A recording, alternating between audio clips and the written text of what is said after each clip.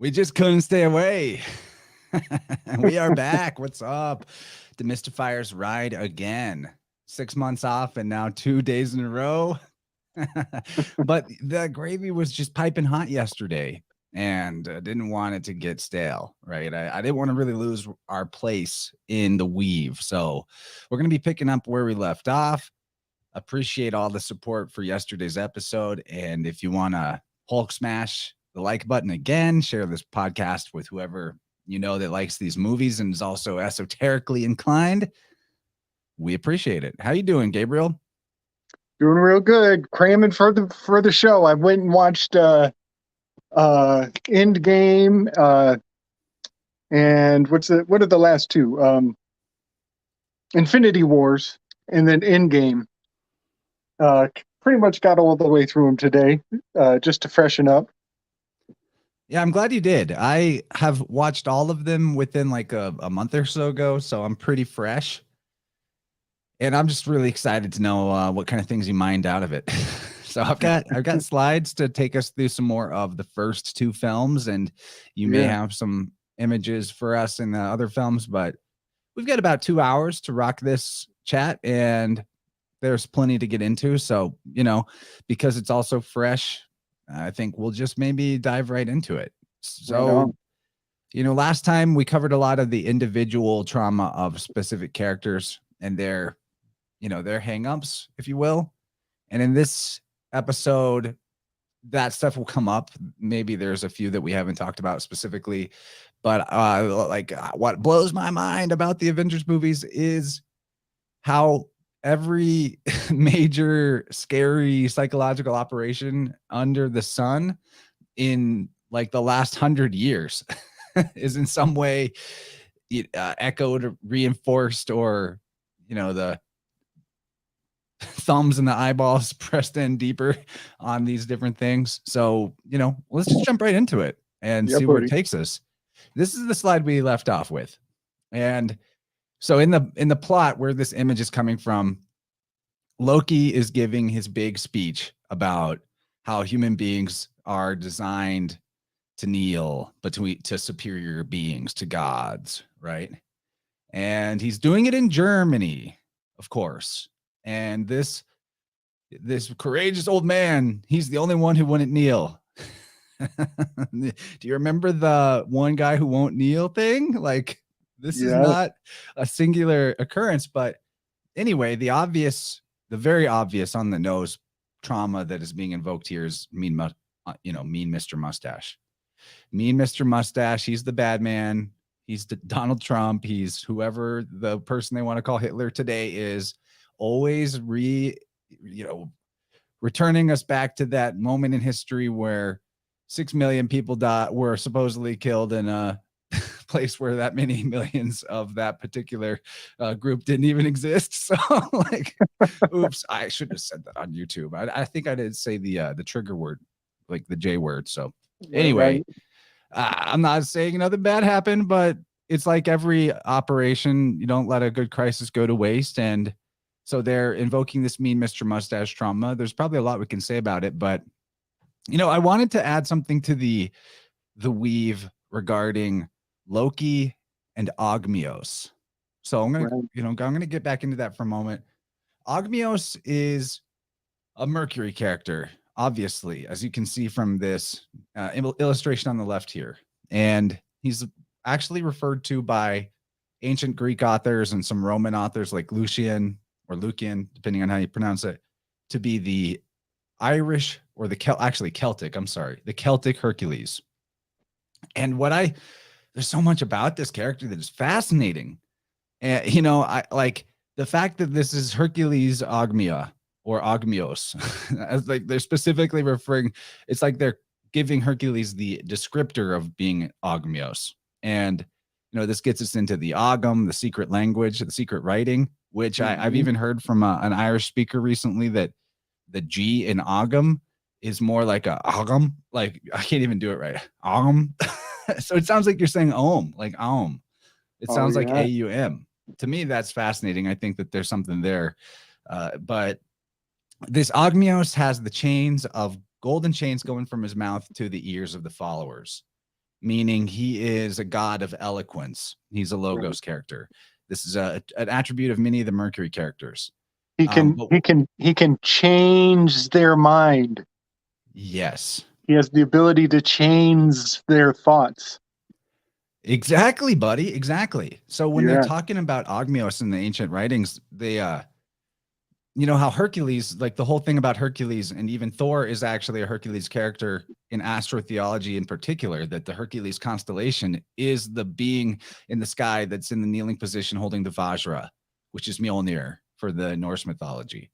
The fact that this Loki type, Agnios, who's literally described as the force of eloquence, is his weapon. That where Hercules or Thor uses physical brute force, this version of Hercules uses eloquence as a force. And it's what you're talking about, chains of mind changing.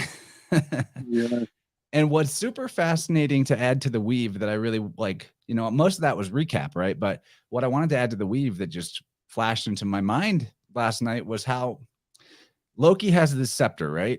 His caduceus of the movie. And he's able to use this scepter, the staff, to secretly communicate to the black-robed Thanos alien priest guy on another world somewhere.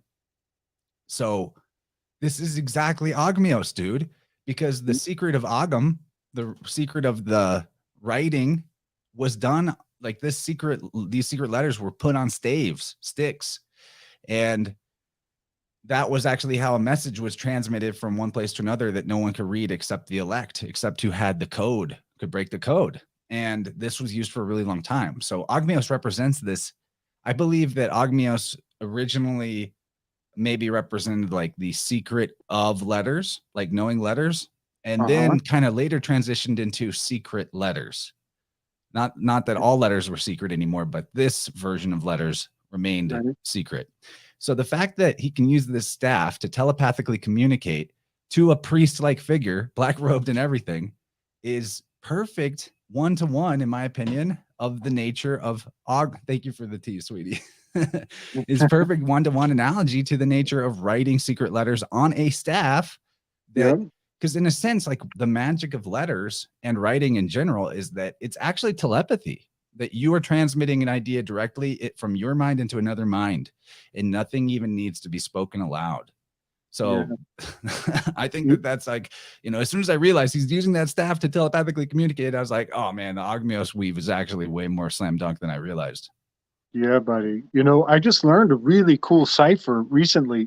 Kind of while digging into the Voynich manuscripts, I learned some forms of code, historical, well-known, time-tested forms of code. And one of them is you take a staff of a designated thickness uniformly, and you take a strip of whatever paper, probably leather, and you wrap it around the staff, and then you write your message linearly from one strap to the next strap to the next strap to the next strap, and then you unwrap it and you fill in the blank space with meaningless garbage. And then the next person, you know, anybody can take that strip and they can't decipher which letters fit into which place until they have a staff of the exact same thickness. They can wrap it around and then they just look and the message will come out every time. That's brilliant, man. Yeah, we're talking ciphers. And you know, what comes to mind that I want to share again is that this idea of a cipher is the exact same as the root of the SPR, the Sephiroth. You know, this is Kabbalah. And man, here's another one that came to mind. I don't think I even told you about this yet, but I realized, you know, I don't know. This is like speculation, right? So high octane speculation here, but we know a lot about the Kabbalah connection to the horse. First of all, Kabbalah is like a transmission, sending a message, right? And then Kabbalah is a horse, is a word for horse. And the messenger rides a horse to go from place to place. Well, Jennifer was telling me about some video she saw where a lady was speaking to her horse and asking it questions. And communicating with it directly in like, way more high level than even communicating with the dog. And it makes sense. It's a bigger being. It's got more life force energy. It's a big vessel of divine spark and intelligence. So like the horse, she would be like, where does this go? And she would show it a hat, and the horse would put the hat on her head. And she'd be like, asking it, do you like apples?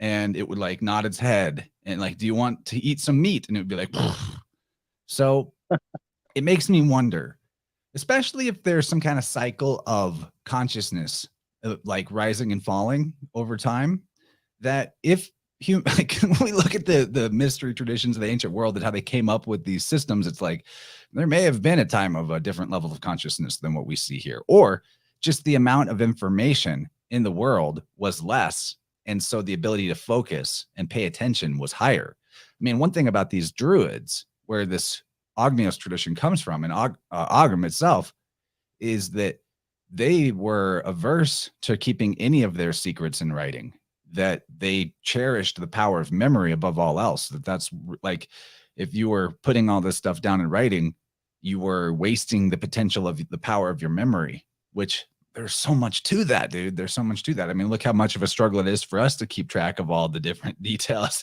that we see in these films. And so anyway, to finish the thought, man, like what if the Kabbalah, the Kabbalahs of Kabbalah with horses is that, like, I'm just imagining sending a messenger with a written, like a letter on a horseback, but secretly the horse actually had a message, but you had to be able to talk to the horse.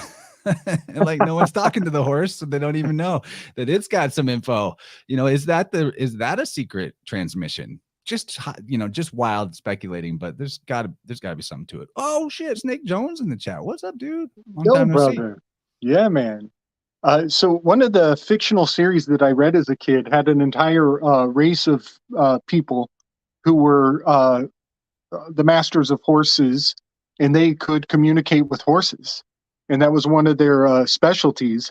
And it was really cool in that fantasy. It was the David Eddings series, and in that fantasy paradigm, it was really neat because they were able to like see where the horse had been and communicate and get intel on a level that nobody else had access to. I love that theory. And it doesn't come from nowhere. That's another thing. We talk about horse whisperers.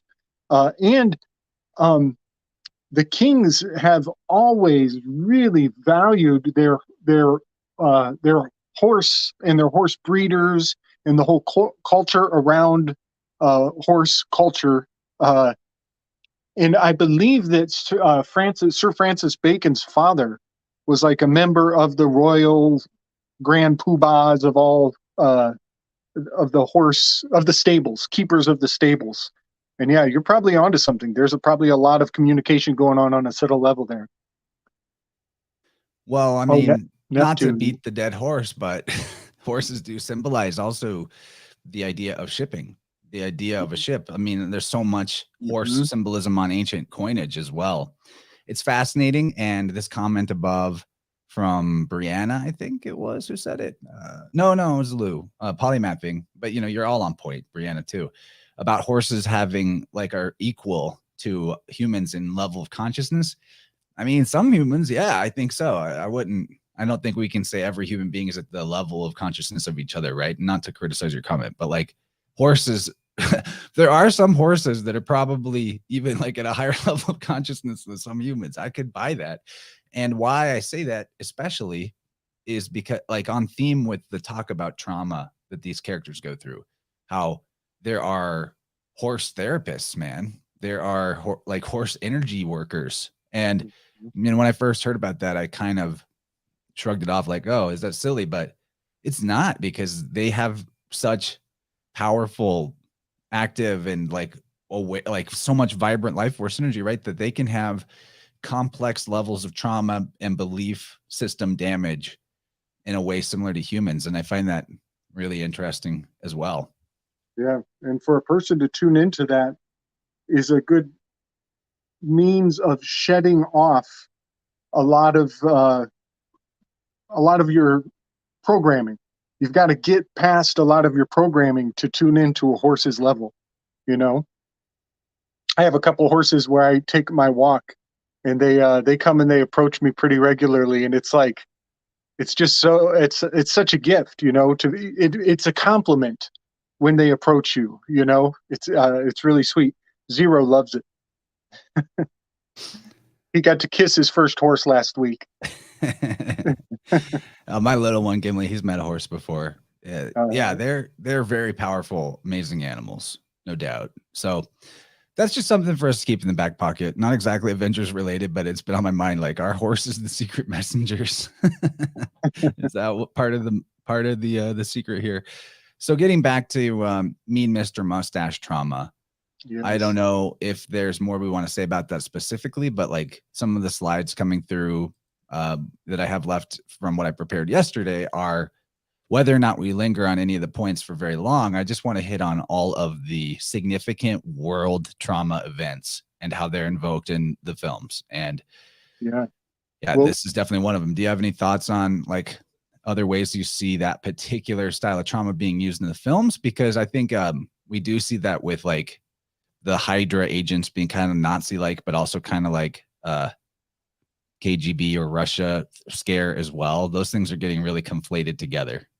Yeah, man, there is so much to parse out with all of that. But one thing to just make a historical point on is that, you know, Carl Jung wrote very extensively about the spirit of Wotan rising up in the European consciousness in those days. And so the fact that, you know, the German and the Russian history is baked into this Norse mythology, it makes it very significant. So the fact that we're talking about that they're in Germany while this is happening, the spirit of Odin has definitely taken on a flavor for both sides of those fences, Germany and Russia, in its own way. And that's probably a good book to read. I've never read Carl Jung's Wotan book. Well, we can also maybe throw onto the fire here how if we are able to link some druidic secret symbolism to the character here, which I think is there. I mean, I wasn't 100% sure till I realized he could use the staff to telepathically secretly communicate to the dark secret priesthood. Then I was sure, like, okay, this is druid shit. And back to Mean Mr. Mustache, this guy was using the symbolism of the oak leaf on the SS uniforms. The SS is they're the death squads or whatever, right? And the druids would do a lot with oak trees in terms of with sacrificial symbolism. There's a lot there as well. With maybe to leave other people to think about it and go deeper in another point. Yeah, and it just goes to prove how important it is, you know, that even in incredibly influential high up places, they are still adhering to symbolic consistency. That's the way to put it. So, you just getting more into the Thor of it all, the Odinism. This character we didn't talk about specifically, but he has a lot of, like, what they're playing on for him is the trauma of loss and grief.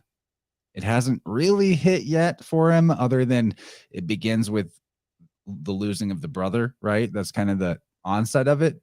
Yeah. And I didn't quite make this point, but with Loki being this Agnios character, Agnios being the Hercules of the Celts, to me, it's like the fact that the ancient writers were calling him Hercules is like, okay, we're able to see an example of how all of these characters are just aspects of the Godhead, right? That, here we are in these films and in modern pop culture, and Thor and Loki are separate beings, but in a mystical sense, they're two aspects of the same being. They are also, they're like Jacob and Esau, right? Mm-hmm. Jesus and John, all the different pairs, Romulus and Remus, the good twin, the bad twin. That's a big part of it too. Yeah, man. The seed of all things can be found within its opposite. That's definitely part of correspondence. It's like a lot of people just kind of miss out on how when you see something that's red, like we talked about last night, the book that started the MK Ultra programming was red. Well, the end result of the program, when he went and did the operation, he came back and he brought the serum, which was in blue. And so that red and the blue opposites is like indicates the full cycle. And then in the chat, Josh is mentioning a connection between Odin or Wotan and Buddha. Philologically, in the language, yeah, B and W have the ability to switch. So Woda, Buddha is definitely there. Mm-hmm. And then, both of these characters are actually, David Matheson has a good article about this on his website, Star Myth World, but how, just as Hermes as a giver of language, or Thoth, the god of scribes and writing, Odin receives the runes. So again, Loki is Hercules / Thor, is Odin. They're all aspect. It's kind of like these trinities are actually divisions of the one being, right? We say that so many different ways, but both, Buddha and Odin go on a journey for enlightenment, and that journey terminates at a tree. So there's probably so many more ways that they could be associated, but that's to me, like the big themes are the ones that matter the most in syncretism, of course. Yeah. So we'll probably I'm thinking a little bit about like Socrates. He was charged with making the lesser argument into the stronger, and that was part of why the population really hated him, and also for corrupting the youth. And those are kind of, in a strange way, those are attributes of what the mean mustache man was doing. Polemics, debate, but also corrupting the youth. Teaching the young ones to sig heil, get to war, get to killing. And I think we'll return to this idea of Thor with the trauma of loss and grief, but that what maybe is worth saying about it going forward is how, again, like we touched on yesterday, this is the character that like so many guys are going to identify with, right? I mean, we talked about how the strong man, different like many empires of the last 100 years have a big association with gods like Thor and Odin, to the point now where you're probably on some list somewhere if you come out and identify as a Thor follower or an Odinist, in terms of being like, oh, they're probably like a racist Nazi. They're probably like one box away from being a Nazi. If they, like that's how it's seen in the mainstream at this point. But that being said, so easy to identify with these like strong alpha male type characters, which is healthy, actually. This is a healthy male energy, in a lot of ways. But then what happens with the loss and the grief that is incorrectly processed or not able to be emotionally dealt with, Thor winds up like fat, overweight, drunk, just like watching TV all day and becomes a loser due to his loss. That is a dangerous neural pathway to forge for people, because everybody's going to lose somebody in their life. And to see your hero in his moment of loss having the reaction of fully bottoming out, zeroing out, he does crawl his way back out, but he's got eternity, he's immortal. Our lives, we don't have that same level of time. And so every time you zero out in life, it is an opportunity to come back stronger, but you also not lose, but like there's a chunk of your life where you're not living up to your potential. Your potential's been drastically diminished. And, think about a plant or a tree. It may suffer some serious damage in some kind of storm, and it may bounce back, but compared to the one that never got stunted or damaged, they don't express to the same level of strength. And so I guess what I find is like negative about this, or in a mind control way, if we're keeping that on the table, that these heroes' trauma arcs are in some way hooks being planted into people's minds, is like, is this an excuse to zero out if things don't go your way, or if there's something that's making you sad? I'm not saying that it is an excuse, but like, is that unconsciously more of a apparent option because like the hero that you suspend your disbelief to watch on the screen has that thing, has that exact expression? Yeah, man. Yep. I just watched the scene today where he sees his mom on the day that she's going to die, and he starts to try to pussy out, and he's like, "I don't think I can do this. I don't think I can do this." And then Rocket is like, "Come here, yeah, come on, come here, come here." Bam! Smacks him in the face, and he's like, "Look, man, everybody lost everything. And some of us barely have anything worth saving, and you're gonna back out when there's a chance that some of us might get something back." Gives them the pep talk, which is kind of a fascinating part of what I'm seeing with this whole thing. Is like, with the lockdowns, there are some people who are going to make this, their pep speech would be like, okay, yeah, people died from the the thing that shall not be named. But we also know that other people died from the alleged remedy from the thing that shall not be named. So no matter how you cut what just happened with the lockdowns, everybody lost somebody, regardless of how you frame it up. You know what I mean? Some people really think that it was one side of the coin, and other people think it was the other side of the coin. But either way, people were lost.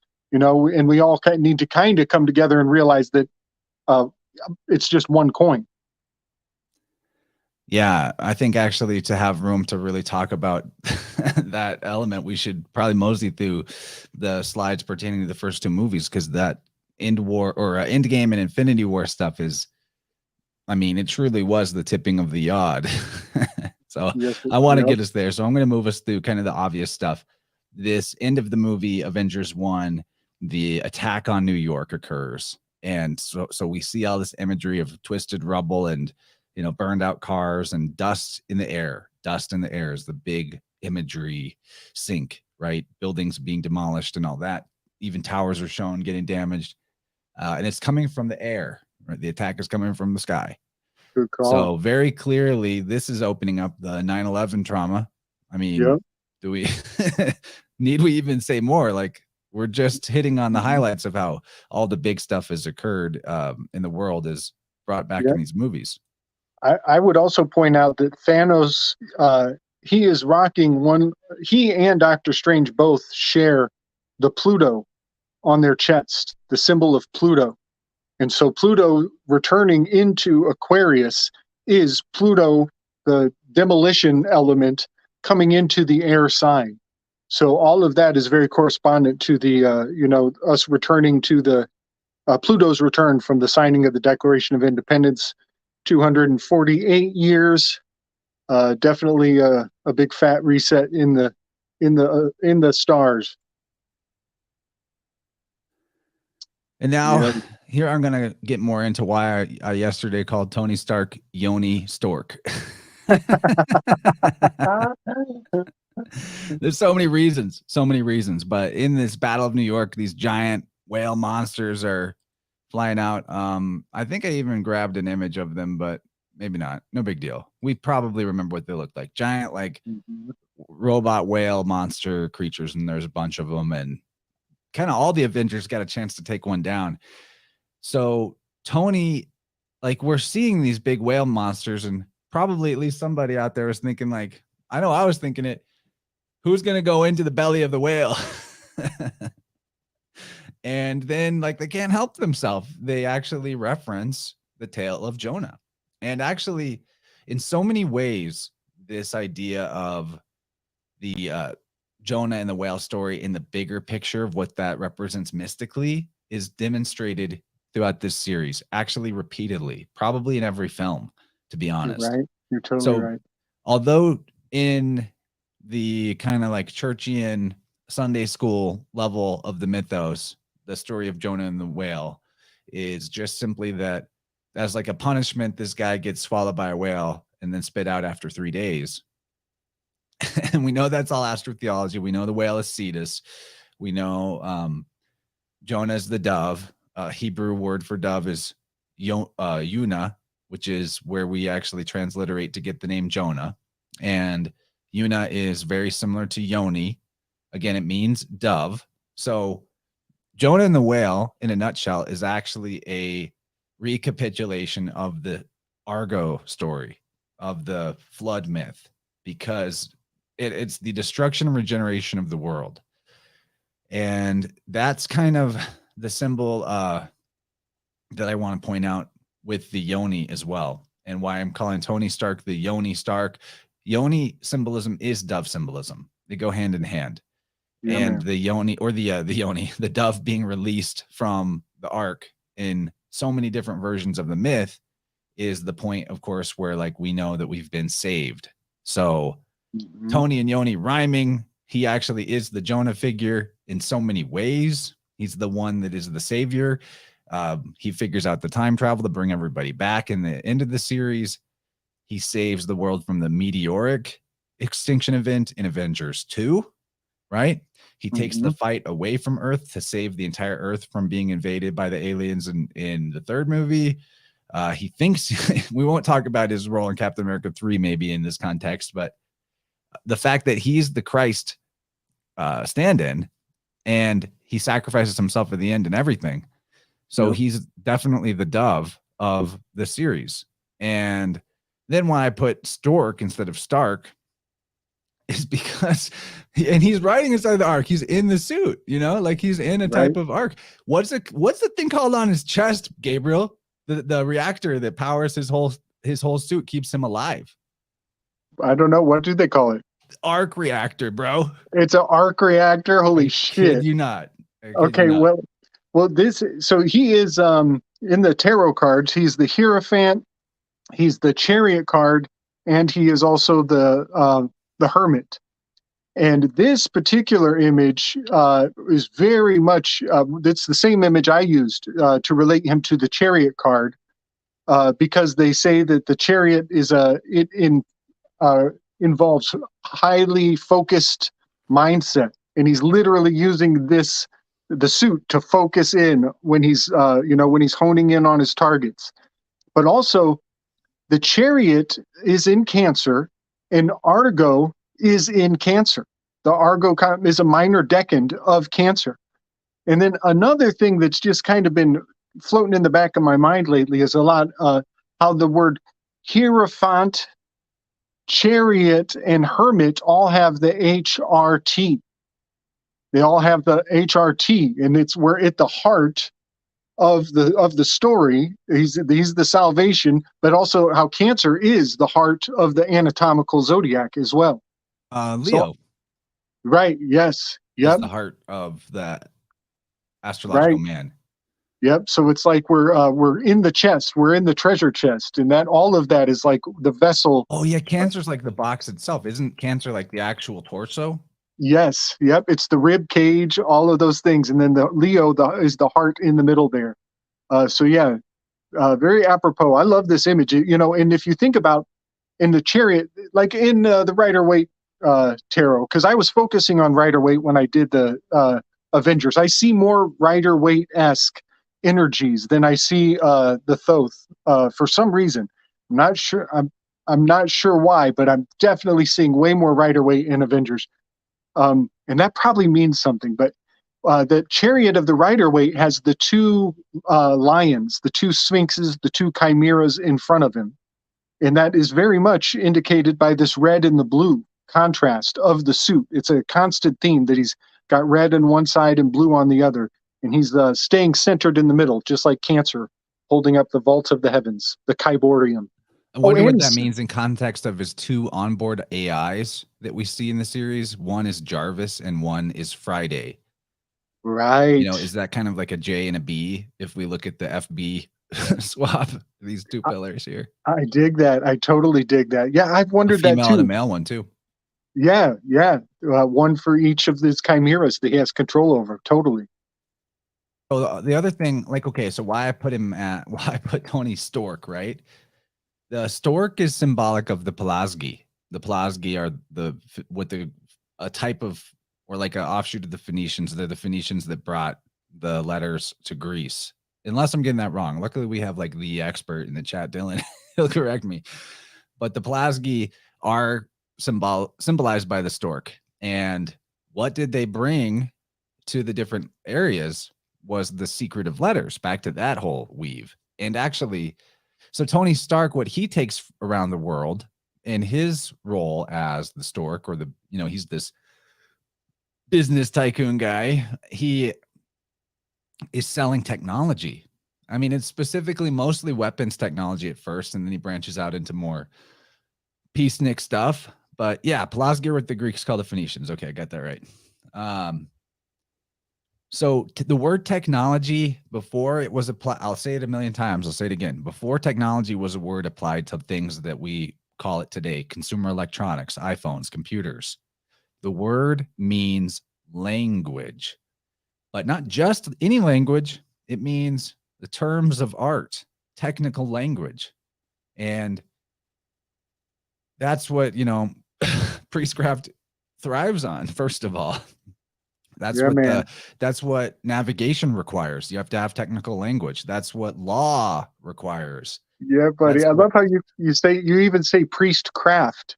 Language is a vehicle, and there are different vehicles for different types of water. You need a canoe for if you're kayaking or doing the rapids, and you need this kind of boat if you're going on a long journey. And each one of the different types of journeys would be different terms of art, different types of dictionaries for different art forms. Precisely, man. And then when it comes down to the nature of modern technology, and in particular what we are being told as AI and what they fictionalize as AI in this series, well, is Tony Stark what is he more than a master of technology of language? Because everything, they show you the graphic of like the neural network artificially generated and the hologram of Jarvis or Ultron and these AI minds that live in the computer. But if that works like what we understand computer technology to work like, then that's code. That's secret language, right? So I think calling him Yoni Stork is 100% allowed. Well, there's probably way more we could weave on with that, but we got to move forward because there's so many fucking great gems to mine. Yep. And I know you've got really great prep, so I don't want to take up more than the next 20 minutes just going through these slides. So I might move through it. I'll just say this: his apotheosis moment when he builds his own suit for the first time and he pops out of that cave, he comes out of a stony ark, and that is when his little flamethrower sets everybody on fire, and he's embodying both the Hierophant and the Hermit card in a strange way, which are both earth element stations of the zodiac. But then he's using the flamethrower, which is kind of a baptizing by fire, which gives you the water of Cancer and the heat of the summer. That's a good weave too. Yeah, it makes me think of the stone lentil, like archways and things like that are common to the tumuli and sepulchral towers that are part of the evidence of cultural diffusion throughout the entire world. Yeah, we see these burial mounds, piles of rocks that also, became towers in the more advanced parts of whatever this empire was, right? And Tony he died in there. He literally died on the table. Like that was a sepulchral tomb for him. And even his armor that he comes out in is like a sarcophagus as well. Right. He dies in that thing, it is a sarcophagus. And that's it's also right in between all of these things, all of these stations. Cancer's right in the middle. We're going Taurus, we're skipping Gemini, we hit Cancer, we skip Leo, and then we hit Virgo. So it's like every other one, it's like nice and symmetrical. But that dying part, that's the 3 days that the soul stays, or the solstice, the sun stays in place for 3 days at the top of the Analima there. Very balanced. Okay, so obvious. Symbolism here. The aliens, when they attack New York, the portal that they come out of is projected from a blue beam. Need I say more? I mean, I hope, like, I think the audience is pretty hip to that Project Blue Beam. If not, Google that. I don't even care that much about it. It's just funny how they pull on these particular strings. I'll just point out that the Blue Beam operation has been fully operational for quite a long time now. It goes back all the way to the Avatar film, where they love bombed us with like next level cinematic experience, where we attached to these indigenous blue beings. It hit our heartstrings in a major way. And I remember people talking about coming out of those theaters and being depressed when reality was not as beautiful as the movie. So they would go back and watch the movie like 30 some times, like they were getting this dose of love. Well, a strange thing about that is that that was prepping us to have a sense of sentimentality to the blue light spectrum of our own phone over time. Dylan has just put in the chat something. I did not know this. He says the Hebrew term for paganism is alien worship. Oh man, see, that's a whole can of worms right there, bro. Yeah, I would like to chase that down another time. That's really good. Thank you for that, buddy. Bro, that's like we're gonna have to do a whole show just on that, Dylan. Maybe there will be reason to return to that idea if and when we talk about the Guardians of the Galaxy. If we ever turn our crosshairs to Star Wars or anyway. I'm also interested in maybe like Lord of the Rings and Tolkien. I just want to keep this, I would be open to expanding outside of the Marvel Cinematic Universe, because even if we talked about other things, we're still marvelous and we're still demystifying. You know what I'm saying? Yeah, brother. Yeah. It's super fun series, dude. Buddy. Really love having you on here. And Gordy, by the way, we didn't address this. There's no lost love for Gordy. He just needed a recharge tonight. So, he's got the link. If he pops in, we'll be happy to see him. And he's going to, return when we come back strong with another decode. But I just needed to keep this steam going while we had the waxing full moon past the quarter, or waxing towards the full moon past the quarter point, Yeah, buddy. So, okay. In terms of the blue beam, to reiterate, there's tons of trauma in our DNA about alien invasion. And it's not about aliens from the sky per se, but that when somebody showed up on a boat, you get the swords ready, we don't know if this is going to go well. In fact, like those networks of towers, tumuli and stupas and whatnot, in particular in Britain, seem to have some kind of defensive element to it, right? Yeah. It's not just the burial sepulchral aspect, but it's also to be watchtowers. And back to the notion of communication and secret communication, I think that there were like smoke signals going from place to place via those towers. And that's a way to send messages across a long distance really fast. And man, were the ancients super creative with how they did their transitive communication. But yeah, alien pertaining to foreigners and stuff with the Hebrew word. That's a good clarification. I mean, that was evident, but I think there's so much to that. Like, they ramp up in modern times, this idea that like they're even doing these. First, they get everyone hot about disclosure. And then they give little leaks of things like, the Navy knows about UFOs. And then they show us a weather balloon that is a satellite that's actually a weather balloon that they're passing off as some kind of mysterious object, when it probably just started to like leak helium and was coming down. But in my opinion, those are what we consider satellites, are these weather balloons. But we're constantly getting prepped for some kind of simulated alien attack, in my opinion, and especially through Hollywood. I even heard that I think Jennifer mentioned that maybe it's the movie Independence Day. We're not sure about this, but that maybe when the White House gets blasted in that movie, that it may have even been a blue beam laser that comes from the ship and blows up the White House. Yeah, man, such a trip.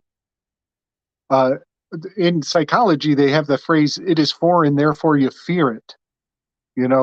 That's a psychological phenomenon. And one thing I love is how, like, uh, by learning other languages, you minimize the likelihood of having a fearful response to things. If you can identify it and kind of penetrate its linguistical meaning, then it kind of takes the edge off of things. But they use that in medicine. They have all these medicines like remdesivir.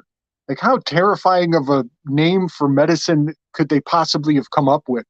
I often believe that they're intentionally making the names of the medicine sound foreign and extreme and strange. Uh, I and think that's it's like straight out of some apocryphal grimoire, and these are the names of demons. I think you're right, man. I Like, think I think you're right. enjoy Xyzal. Side effects may include suicidal thoughts. That's a demon, dude. That's demonic possession. That's And so so, in on terms point. of like that Hebrew word pertaining to paganism, transliterating to alien worship, that to me, like, it is possible that the real alien is the being that exists disembodied of consciousness in Yeah, some man. way. And that gets us straight into this battle between the fiction and the reality, right? That, Uh-huh. because we're never going to be able to nail down any reality to like demonic entities. Everything that we experience with that type of stuff is a subjective experience. And being disincarnate, not in a body, if there is any, a subjective way to communicate with this type of energy, in a way you're making it up as well. It's, you're creating this idolatry of separateness between you and some source of power, and you're even flavoring it with this dark tonality to it. It's very interesting. And Yeah. if there was a holistic way to do demonolatry, and like maybe the origins of it that weren't so dark, perhaps it would be the spirits of past on human beings. And I think Yeah. that that's what the idea of demons actually first pertained to. But now we've created this huge egregoric, evil spirit, infernal energy thing around the terminology. And it's very intertwined with the idea of aliens and abductions and all that. Right.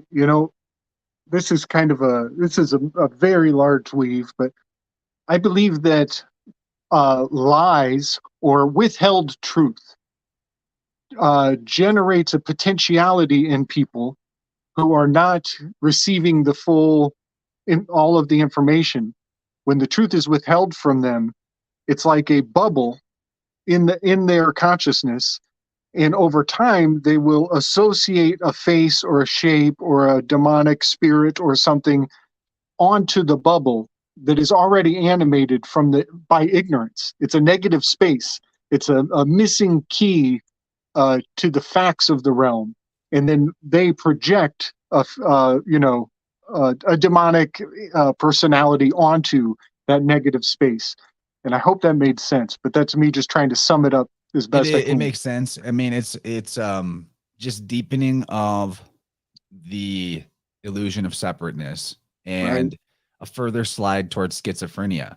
Like right, a tuning I had for a guy recently, not that he was anywhere close to schizophrenic, but you hear about like the monkey on your back, right? Or yeah, even people that have a type of psychic vision will sometimes, and I myself, like one time I went to a casino on mushrooms and I saw little fucking imps on people's shoulders while they were zoned out at the slot machines. Freaked me the hell out. I never went back to a casino again.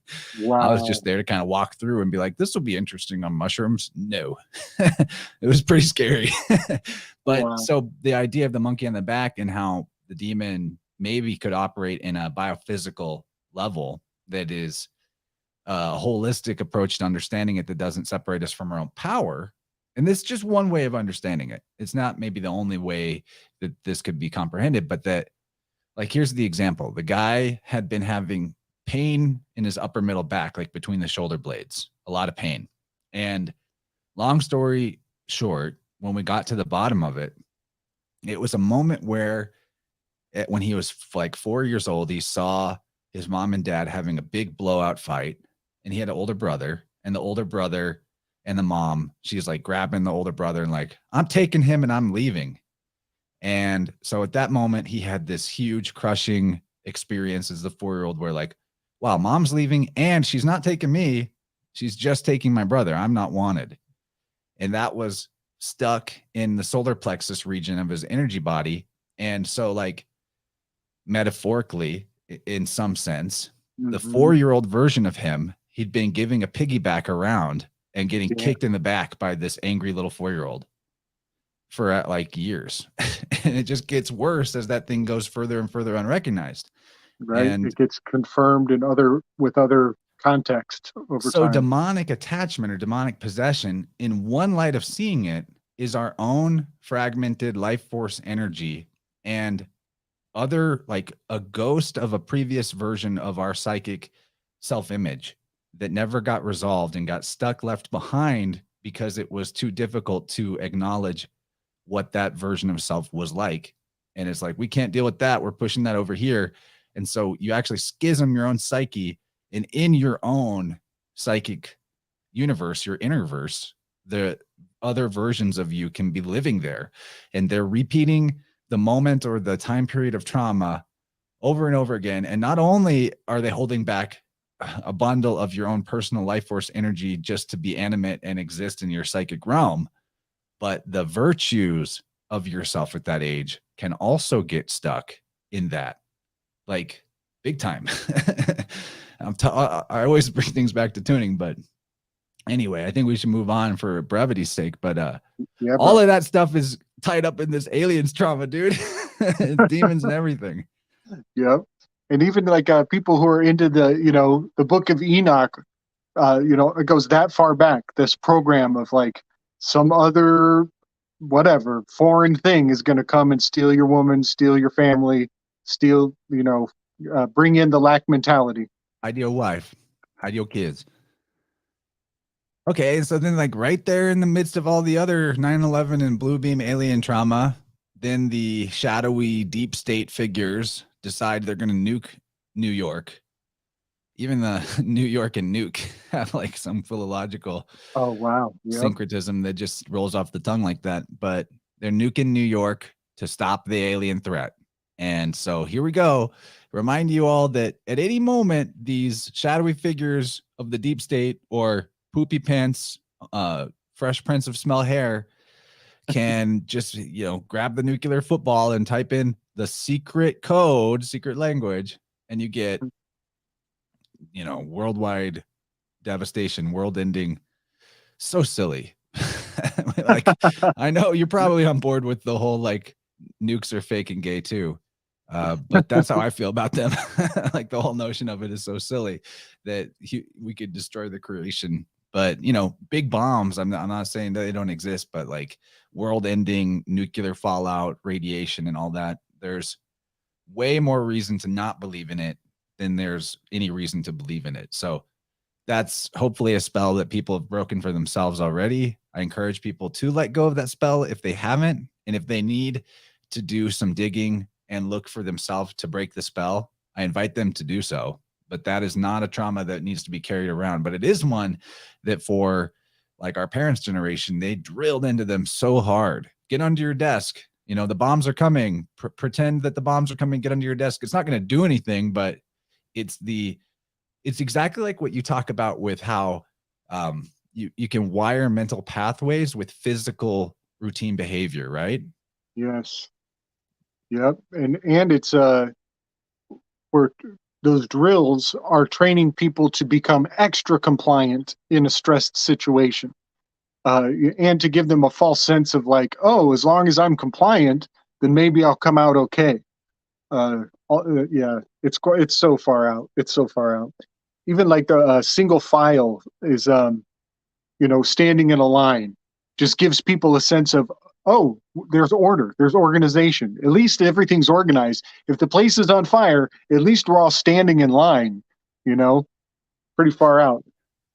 So Yoni Stork takes the nuke the symbolic sperm through the whole yoni in the sky, and the Big Bang occurs on the other side in the hole. I mean, like, so much, everything comes down, like in the esoteric, everything does boil down to the mysteries of fertilization and birth, right? And that's what this moment of triumph really represents, is that he has inseminated the world in a sense, and the destruction phase is over and the regeneration phase is now beginning, and it's a rebirth moment. And now the world, it was before the Avengers, before they knew about aliens. Now everyone knows about aliens. Now they have the Avengers. So there is an old world that dies, new world is born out of this moment, and it's complete with very, very evident symbolism of insemination.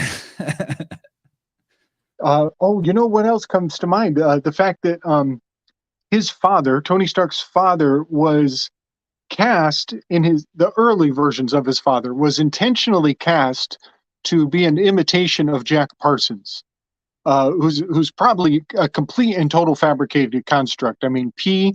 Arsons is his name. P is the flag, it's the phallus, and he blew himself up. Like, when their names prophesize their fate, it's kind of too much for me to buy into. But that just makes sense that Tony's always riding these rockets to the highest point, Cancer being the keystone of the zodiac. But also, eventually he is replaced by one character who can fly even higher than him, and that is Captain Marvel. She's actually always off planet, going to other places, doing business elsewhere. She's too busy for us on Earth. That's kind of part of her persona. Well, Captain Marvel is Jack Parsons. Through the tarot, she's the High Priestess card, but Jack Parsons' birth name was Marvel Parsons. And so that entire character, Captain Marvel, is a nod and a wink, an homage to Jack Parsons, all of which is like seeding our consciousness with this bullshit that is NASA, which I just learned NASA has a philological root to placenta. So there's your vessel, there's your Argo, there's your ship. It took an hour to talk about placenta this time. I mean, a little late. Yeah, we'll probably never cover Captain Marvel. That movie sucked too bad. Oh man, it was horrible. Okay, so jumping over to Avengers 2 for more of the specific trauma. The movie opens with the Cold War, as in they're fighting the Russians in the snow. Need I say more? Right. So it's a proxy war. It's not like America's fighting them. It is the Avengers versus this organization Hydra, but it's very much exactly the idea of the Cold War. It's a proxy battle. Right. So the first Marvel Avengers was the Sun card in Aries, initiation, springtime, starting off the Alan Parsons Project, right? And the second one is the Moon card. So there's that, which is I associate it with Pisces essentially. So we're there. It's like the two pillars. The summer is the sun. The winter is the moon. So the sun in Aries, the initiation, kicks off the beginning, the public side. The moon is on the download. That's why we're in the winter, the cold time of year, the silver, all these darker elements are coming in. Yeah, and this is kind of the moment where the decline occurs as well. The team has peaked at this point. Right. In terms of cohesive coherence as a unit, they're never going to be all together kicking ass without drama in interpersonal drama like ever again. Right. And this is AG of Ultron. AG is the periodic symbol for silver, which corresponds to the moon. So yeah. And the moon has that quality of like destroying or breaking things down, right? It's that cold emanation rather than the heat emanation. The sun has rays that bring growth, and then the moon has rays that bring decay. Yep. Unless you think it's just a rock in the sky, then I guess none of that. You've probably never heard of that, but And another cool thing, Russia is notorious for having some fucking cold terrain, uh, and they're badasses in the cold. But it's Sistema. Yeah, never invade Russia in the winter. Fuck, man, So they are. many generals have made that mistake, gotten it Yes, handed to them. yep. It's like they thrive in the cold. So yeah, very apropos. And so here's some pre-echoing of the idea of drones as the police force that I found worthy of mention. How in this scene where they're having the big battle in the Russian territories or wherever the fight is going on, that the Avengers have a whole unit of Iron Man suits that are autonomously piloted. And the people are like throwing tomatoes at it, you know, they're like, get out of here, Avengers. I mean, that's how you should react though to a drone police force. That's not a good direction for the world to go in. Right, and it's they do these they beta test these programs in other countries first. That's another part of it. Is Perfect like, weave.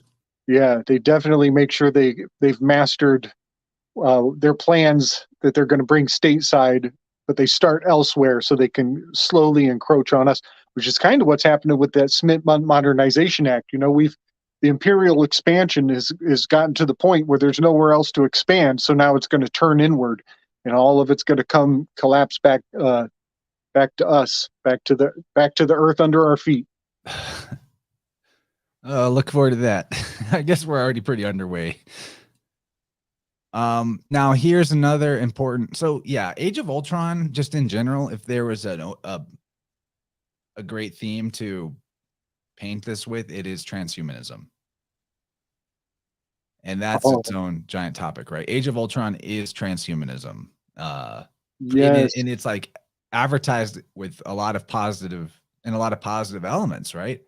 So you have this doctor who has created the technology to cause your body to spontaneously regenerate cells or whatever. And first of all, this was happening at the same time where, do you remember a few years back, and it was about the same time that this movie came out, all this chatter about lab grown, artificially grown organs, and you're going to get your kidney transplant out of a, need a donor anymore. We're just going to grow it in a petri dish. And where did all that go? right. It's just like all the other stupid ass technological utopia pipe dreams. It'll come back around and they'll tell us the same exact stuff again. Oh, all the nutrition you need, entire dinner, you'll feel full. Just swallow this pill. All this stupid space age Jetsons garbage. It has a shelf life where they can get funding for money laundering of and paying, their mafia stuff as much as they need through these like shell corporations that are think tanks where no work is actually being done. It's just a giant scam. And, all being sold on this notion of medical miracles, utopia, immortality. All of it is just around the corner, guys. Just sit tight.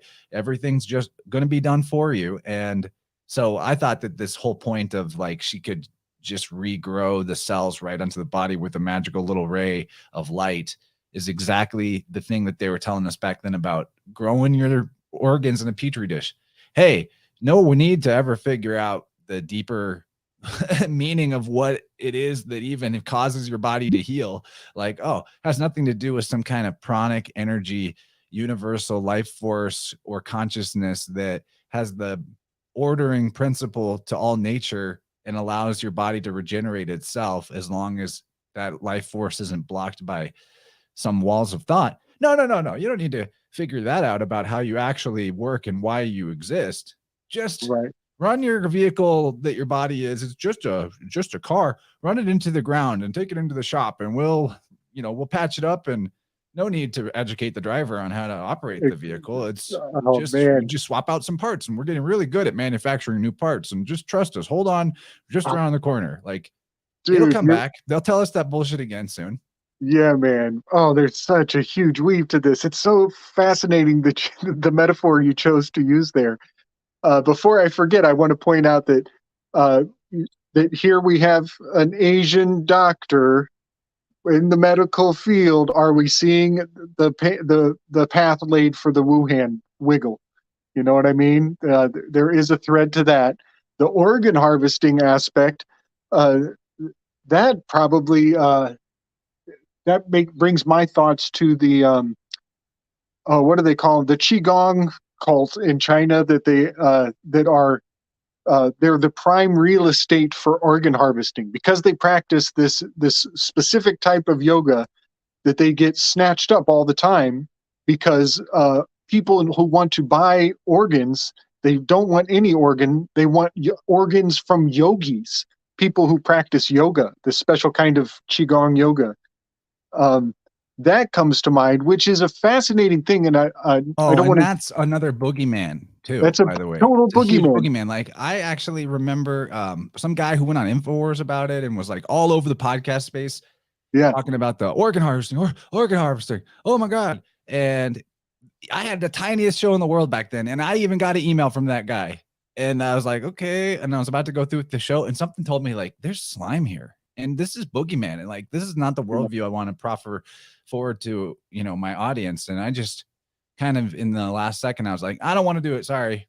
yeah.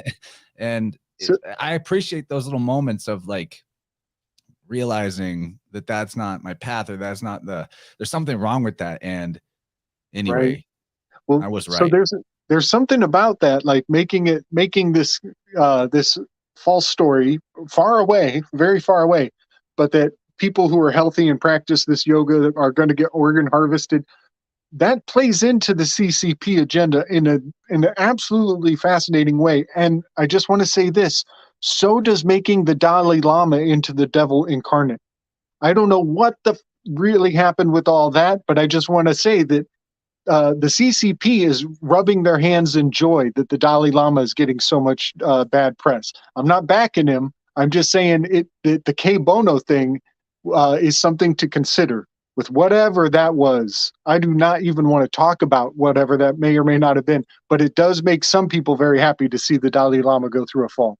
But then I want to say this: the thing you were saying about the car, about don't educate the driver about how to maintain the car. We've got all these mechanics who will just fix you once you screw it all up. Dude, my Prius, my Prius, I wanted to fix it myself. I'm in there, I'm trying to, like, gain affluence over this electromechanical device. I couldn't read any of the labels. They were all in Chinese. I think they were in both forms of Chinese, like Mandarin and the other one. But there was nothing written in English in the inside of the car. It was all in a foreign language. And that was so frustrating for me. I was like shaking my hand at the sky. So yeah, just wanted to throw that in there. It's just so interesting that your metaphor hit so close to home. So it looks like somebody accidentally got maybe banned or a timeout in the chat.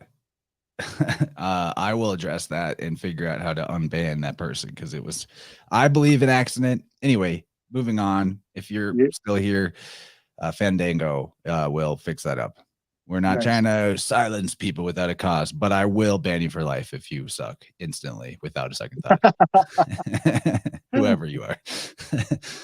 Okay, so also there's the scene where Banner and Yoni Stork are having their conversation about why they need to create AI.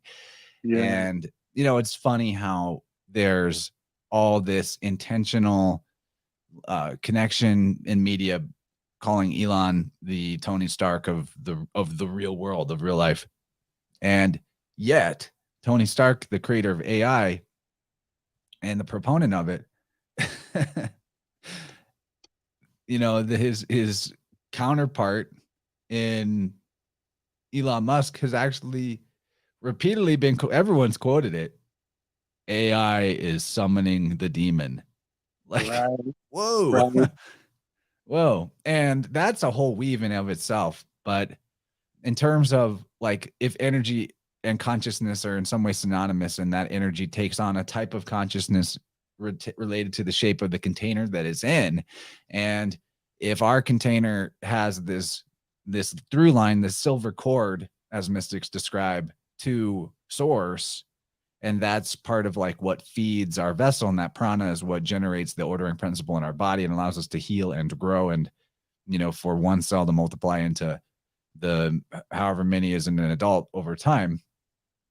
Well, what happens whenever you put the electricity into a closed loop circuitry that has a mimicking of a neural network or a brain or a human body, but it doesn't have that silver cord out to source, or the cord that it has is to the internet, a limited but simulated collective mind or source, right? That, in a sense, that if energy is conscious, and it's just a matter of like if it has the circuitry to be self-reflective in its consciousness, because consciousness is feeling. And I think things and beings can have feeling without self-reflective consciousness that we consider to be like the feeling of individuality, possibly. Yeah, man. Well, then these things that we're calling AI, in some sense, I'm not ruling out the possibility that it is a type of like demonic construct in the way that the energy is in this closed loop circuitry and has the ability to possibly self-reflect but also be separate from, nothing can really be separate from source. Nothing can be removed from nature. So maybe I'm like talking myself out of the whole idea, but I think this might be what they think in their whole little, their mad scientist laboratories and their code monkey sweatshops and all that. And there's a lot about that you might want to respond to, but like overall, the trauma being invoked here is the environmental crisis, the earth and trauma, war, all the different extinction events that we're constantly fed that are just around the corner. Oh, how 8 years will all be dead from climate change. Oh, actually, it's 10 years from next year. Actually, and it's always the goalpost moving. It's always bullshit. Oil, peak oil, the 70s. It's over and over again. But what he says is a suit of armor around the world. And that actually has a term in sci-fi, fantasy land, the Dyson sphere. Dyson sphere. And there's like nothing more like energy vampirism than a Dyson sphere. It's the idea of like building an energy siphoning device that, encircles like an entire star or a sun and then powers a civilization by eating the light off of this soul star. Right. But buddy, man, so much here. For one, the fact that they don't call it what we know it to be is them leading the witness. They're leading us into the phrase. Like of all the people in the movie theater, they're like in their mind, they realize, oh, he's talking about a Dyson sphere. We'll drop the D off of that phrase. I sense fear. And that is Tony Stoney Ark's entire forte is fear of the future. You know what I mean? It's really fascinating psychologically, that lead that he's setting people up for. And on the artificial intelligence, I love that whole thought experiment. I often point out that intelligence is not consciousness. So when people say artificial intelligence is going to do all these things, well, it will never have feelings. It can never have feelings. It will always be a tool, and tools don't have feelings. They don't have sentimentality. They don't have intuition. They don't have musical appreciation. They don't have je ne sais quoi. They never will. They can only imitate and emulate. So in that aspect, I'm not. Artificial intelligence that's a term of spycraft. Intelligence is spycraft. And so they can never replace us because they'll never have the feeling aspect of the human experience, ever. They never will. They can only pretend to. In this part of the whole, like philosophically, this is a very profound part of the entire arc of the Avengers process, because here we have he's basically like the Socrates. He's he's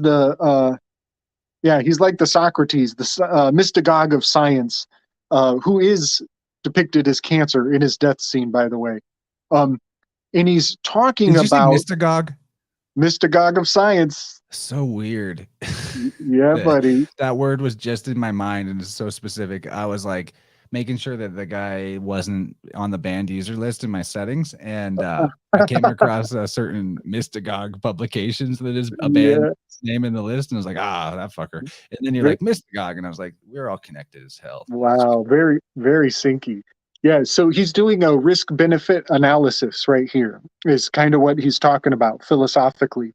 Um, and this is a huge thing. Like I'm on this right now in the Enneagram, where Socrates is a number 7. He is the chariot card. And he has this strange relationship with art and tragedy. There's this strange connection between the 7 and the 5 personality that it's like a pressure point for the collective consciousness that is most profound. I'm not really ready to hash it all out here and now, but between art and science, there's just something next level about the human experience. But I got to say this is also where science is supposed to be completely objective, but finance is the opposite. The way that things work is based on bias, and our bias is where we put our money. It's where we put our vote. We vote with our dollar. So our bias is all about finance, and science is I mean, it's got objectivity. the word "buy" in it. It's got the word buy in it. Great point. So something about science claiming to be objective and finance being fundamentally biased means that they are like total opposites of each other in a certain context. Well, And so, okay, can I make a little caveat to that? That is to yeah, accentuate your point, right? yeah, Finance operates on this demon of mammon, which is false valuation. It's putting a numerical equivalency or even an exchange rate between things that are priceless in nature. yeah, So it buddy. is inherently anti-scientific because there's no natural law behind finance or markets or value other than in the subjective. I feel like I win if I give you this and you give me that, and then that's Yes, natural. But as soon as you branch it out into like, for everybody everywhere, a gallon of milk costs this, now we're getting into weird territory, and it gets all sideways fast. yeah, yeah. So there is something really big going on. What is kind of fascinating is that this difference between the bias and the objective, it is mapped out on the Enneagram. It's between the number 5 and the number 7 personality. Nietzsche wrote about it. Nietzsche expounded on it very thoroughly, um, and it's unresolved. It's still unresolved. But you'll see people in their philosophy kind of dancing between like, oh, I believe in the science, but we know that the science is bought out, and it has intrinsic bias to it. And so their argumentation has a kind of I always go back to this pressure point. There's like this weakness in their defense, and that is that your science is paid for. Your science is finding what it's paid to discover. And therefore it's not truly objective. And let's also point out there's no such thing as the science. There are all types of science. So Yeah, questioning conclusions is science.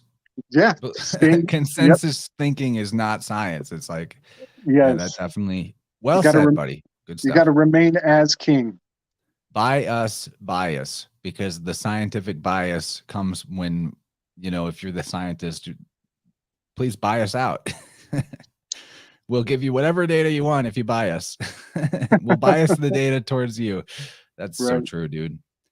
And then, okay, so the out of control AI feared the future trauma that Tony Stark has. Here's his chickens coming home to roost, his trauma of being afraid of the future, showing its face. And damn if they don't really invoke the idea of AI being a demon with Ultrons coming onto the stage here. Yeah, man. Another metaphor to this is if you believe the science too much, you're going to vaccinate your child, and then your child will be born with a malady of some sort, and then you got to live with that. That's another trigger that this is going to bring up for a lot of people, is like Tony Stark. Because I remember when I was waiting for my baby to come into this world, I felt like I was on the judgment seat and that God was going to maybe punish me, or that my child would come out with some situation that was my karma. That God was literally had a chance to bring my karma into this world and judge me. And somehow I was completely blessed to have such a beautiful uh, being and reflection of my soul come into the world. But some people, their child is That not. is karma, though, dude. You're amazing individual. Nobody like you. I am. I'm very, very blessed. But some people, their child comes into this world with a issue. Like you can see how this thing can't really stand upright. It looks like, like it has a malady of some sort, and that's a Oh trigger man, and for he's the top science guy. Yeah, he right. trusted the science, and it's like when Jonas Yoni, the guy who did the polio Right. cowpokes on live TV, gives it to his grandchildren, and one of them dies. Right, right there. Bingo. You nailed it. That's exactly what I was thinking. Yeah, buddy. I'm glad you remembered his name. Yeah, we're still told that we've wiped out that particular issue thanks to the science. Okay, so moving forward, the whole AI thing is a huge theme in this movie, but I don't think we need to beat it. There's too many other details that are fun to observe that may not have been caught by most or anybody. So later in this film, the Scarlet Witch and Quicksilver are characters in this film as villains. And so there's another Gemini thing going on there for sure. Worthy of its own analysis. We have talked a lot about Scarlet Witch and the evil mom archetype that she grows into later in the series, and great stuff in the Doctor Strange decodes we did. Holy smokes, that was good stuff. Yeah, but there's this part in the film where she infects the minds of the various Avengers by giving them a vision of their worst fear coming to life. So invoking their trauma to control them and alter their behavior. It's so it's like trauma-based mind control much? I mean, there it is. It's right there. But what I find fascinating is that at the same time, the moviegoers are having a recent trauma, something to be afraid of, dredged back up in their mind. So this occurs, all this scene in South Africa is where they're at. And Hulk, his fear is losing control and hurting people. So she gets into his mind. He goes into Hulk smash rage mode, ends up demolishing a lot of this city in South Africa, and include like the imagery. When you really look at it, just look at this screenshot. It looks like an earthquake, right? This is what it looks like when an earthquake goes down. Well,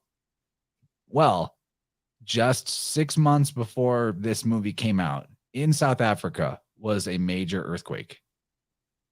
Whoa. And then 6 months later, Age of Ultron, earthquake imagery, trauma, smash, South Africa.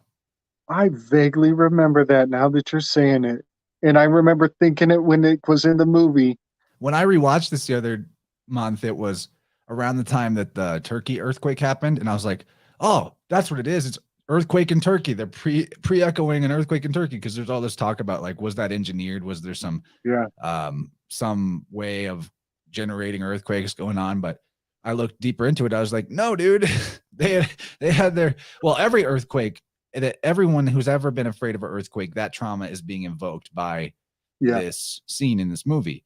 But so specific that like just the closest earthquake in the world that was a major tragic earthquake to the release of this movie was in the same geographical location where the earthquake happens in this movie. That's too much, man. That is way too much. And remember our thing with the Eternals predicting the volcanoes on the Canary Islands?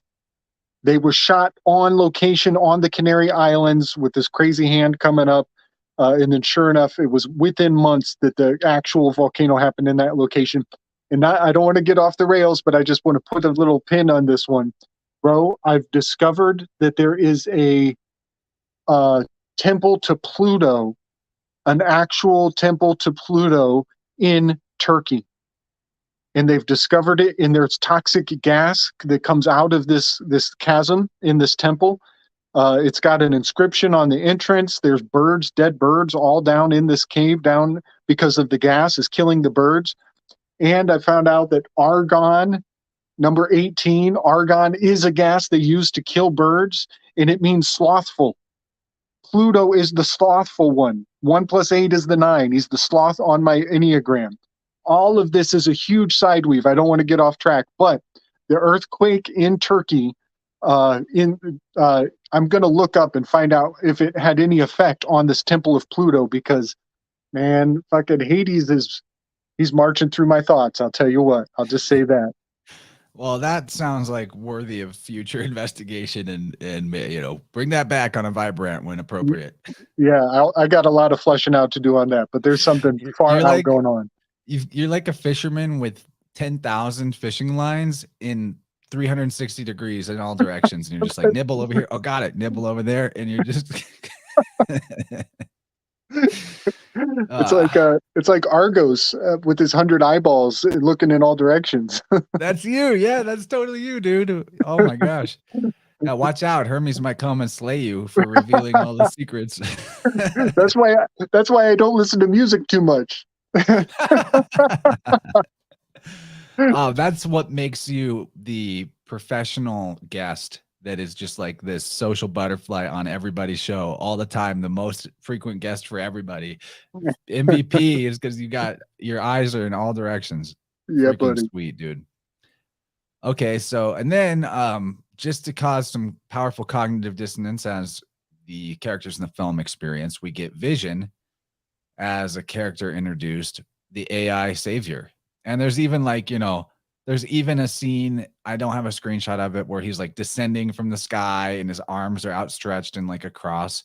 He's also killed, sacrificed intentionally later in the series as an attempt to save everybody by destroying the Mind Stone that he carries to keep it from Thanos.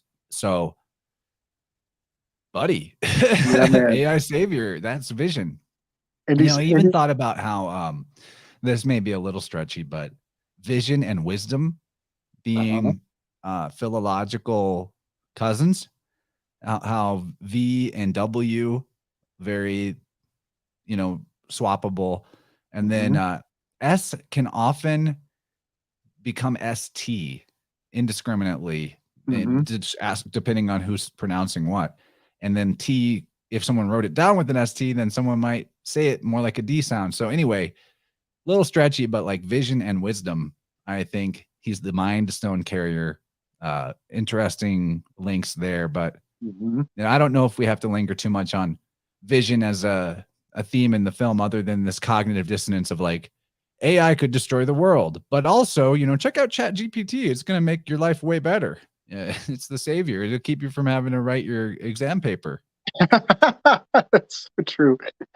They make him like he's also, the red skin. He's there's a lot of sentimentality around him, and so they are absolutely trying to convey the idea that it's the kind of thing you can fall in love with. That it can because what's her name, Wanda, they have a heart-centered connection.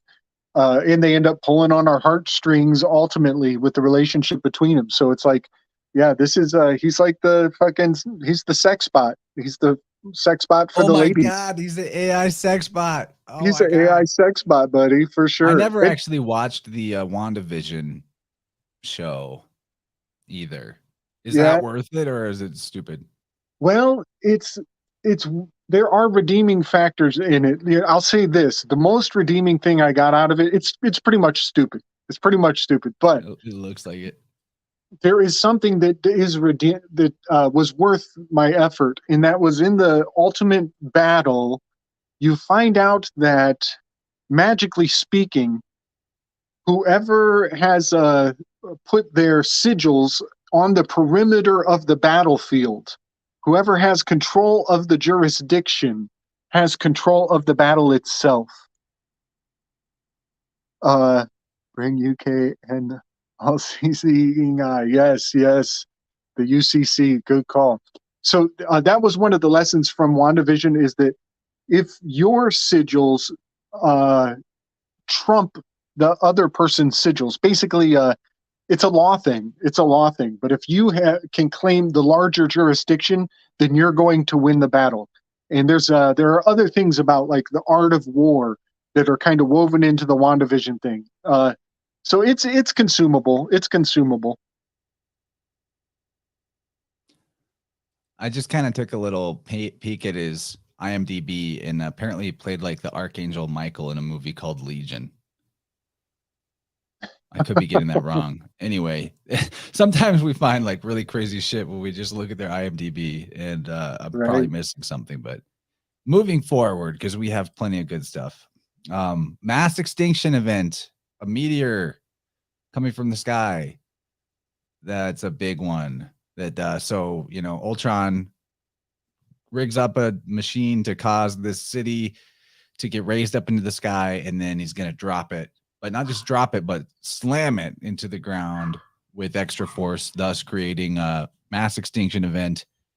And need I say more about the whole Yoni Stark, the dove of the Ark, Tony, who saves everyone from the destruction and regenerate, and then the world is able to go on, right? Because that's what this event is. This is Ultron is attempting to remake the world in his image by destroying all life. That's exactly the mythos of this character that we're, of this overall cycle of mythology relating to arcs and big whales and Cetus, and there's many versions. Man, yeah. And there is a huge weave with this. Oh man. Okay, I'm gonna show my cards. I think I'm going to, in my project on the Slick Dissident Shared Learning Experience, I think I'm going to give. I love it. I love it. Let the good times roll. That is beautiful. Thank you, Sherry. 100%. Thank you, Sherry. That's very kind. I'm glad that's catching on. So, I'm about. There's one card that I haven't given a. I haven't assigned a philosopher. There's a couple, but I'm about to try to assign Ayn Rand to the star card, and this in the Atlas Shrugging. And there is a huge weave to this, but Tony Stark and the idea of this entire city, the civil contract, the social contract, the Hobbesian social contract is collapsing. And Ayn Rand is integral to that aspect of for every individual to go through that process. It's like just in taking in the Ayn Rand lens is enough to collapse your worldview in a very major way. And what that would mean in mass is a very profound thing. And it's already kind of happened in a strange way. But if you think of the star card, she is holding up a moon on her arms, the Thoth Crowley star card specifically. She's holding up the entire moon on her shoulders. And so in that aspect, she is very much like Atlas. And if Atlas shrugs, then the whole world collapses. Well, when you take in Ayn Rand, a lot of what your preconceived notions about how things work in the world, it goes through a major collapse. And that is very much what I think Tony Stark goes through in that film in a strange way. It's like he's having his Atlas shrugged moment. Yeah, but he never loses sight of the altruistic motivation. Right. Which is why he ends up being the champion of the crowd consciousness over the individual in the Civil War, where he takes on the role of, register with the government, no private identity allowed, no autonomous behavior.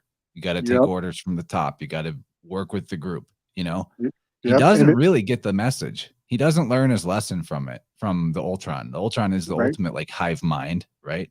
Yes. And then, and that's probably, also related to his parental trauma not yet being resolved. But the other thing about this meteor mass extinction event trauma that also links it to, thematically links it to the end of the first film is how we are told, again, remember how at the end of the first film, he gets the hole in one. He inseminates the portal. He saves the world. New world is born.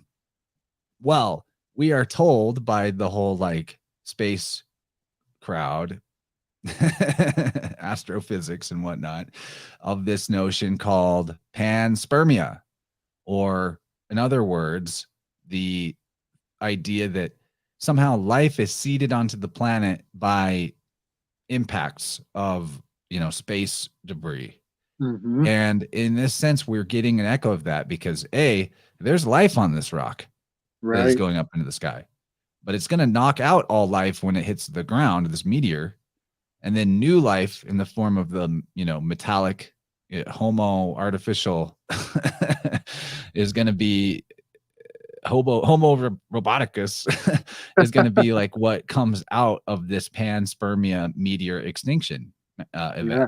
So, and in many ways, that's probably what's behind the intent of the real genocide, the real ecocide, the real toxifying of the environment that is not properly discussed in terms of climate change, climate crisis, right?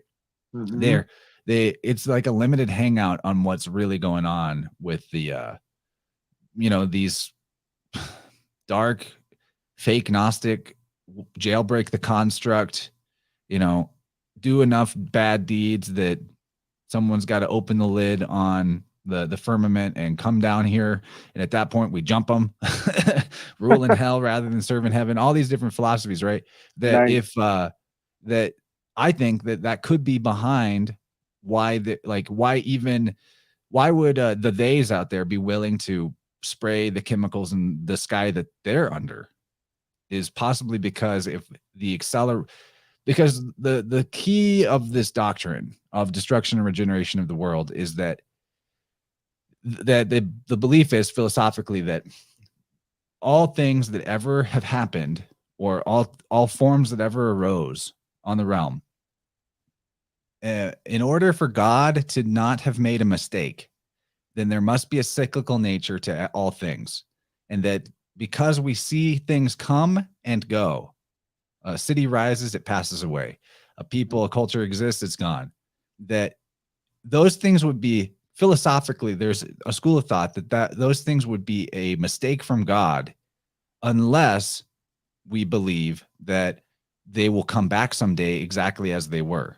And if there's a cyclical nature to it, as we see the cyclical nature of nature and seasons, then, and this is where the idea of the yugas and the great cycles comes from, that there will be another Troy, there will be another Iliad, there will be another World War II.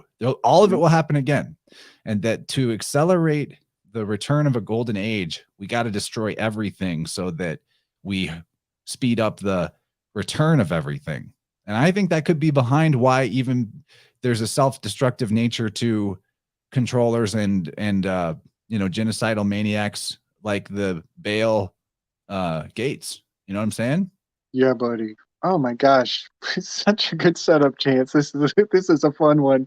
Because it sets up Infinity War, homie. Yeah, it does, man. Yeah, man. And the Okay, snap. I want to just kind of mention the parallel of this city being destroyed and the people. They literally get on ships while the land is pulled out from under their feet. So they're literally being taken off the land. That is the land-based law, and then they go on to ships for salvation. That is paralleling what happens in Ragnarok. In Ragnarok, the city's being destroyed by Cernunnos, Hela, battling Hela, and the people get on a ship for Oh, you mean salvation. Surtur? So, oh yes, yes. Surtur, Yep, the big fiery devil guy. The fury of the sun. Yep. Surya. And so there's a parallel going on with that, where the people go on to citizenship for salvation after this conflagration. Which can is, we tell the people what they named this ship of Norse deities, Asgardians? What they called the citizenship? what was that? Dude, they tell you the name of the ship at the beginning of Infinity War, when Thanos is attacking the ship of Asgardian refugees, their citizenship after they've left the land. They're no longer free on the land. They're calling Mayday. The ship is calling Mayday. The ship is the Statesman. What the fuck, bro? It's a tip of the yod. And in that moment, that's the opening scene of Infinity War, right?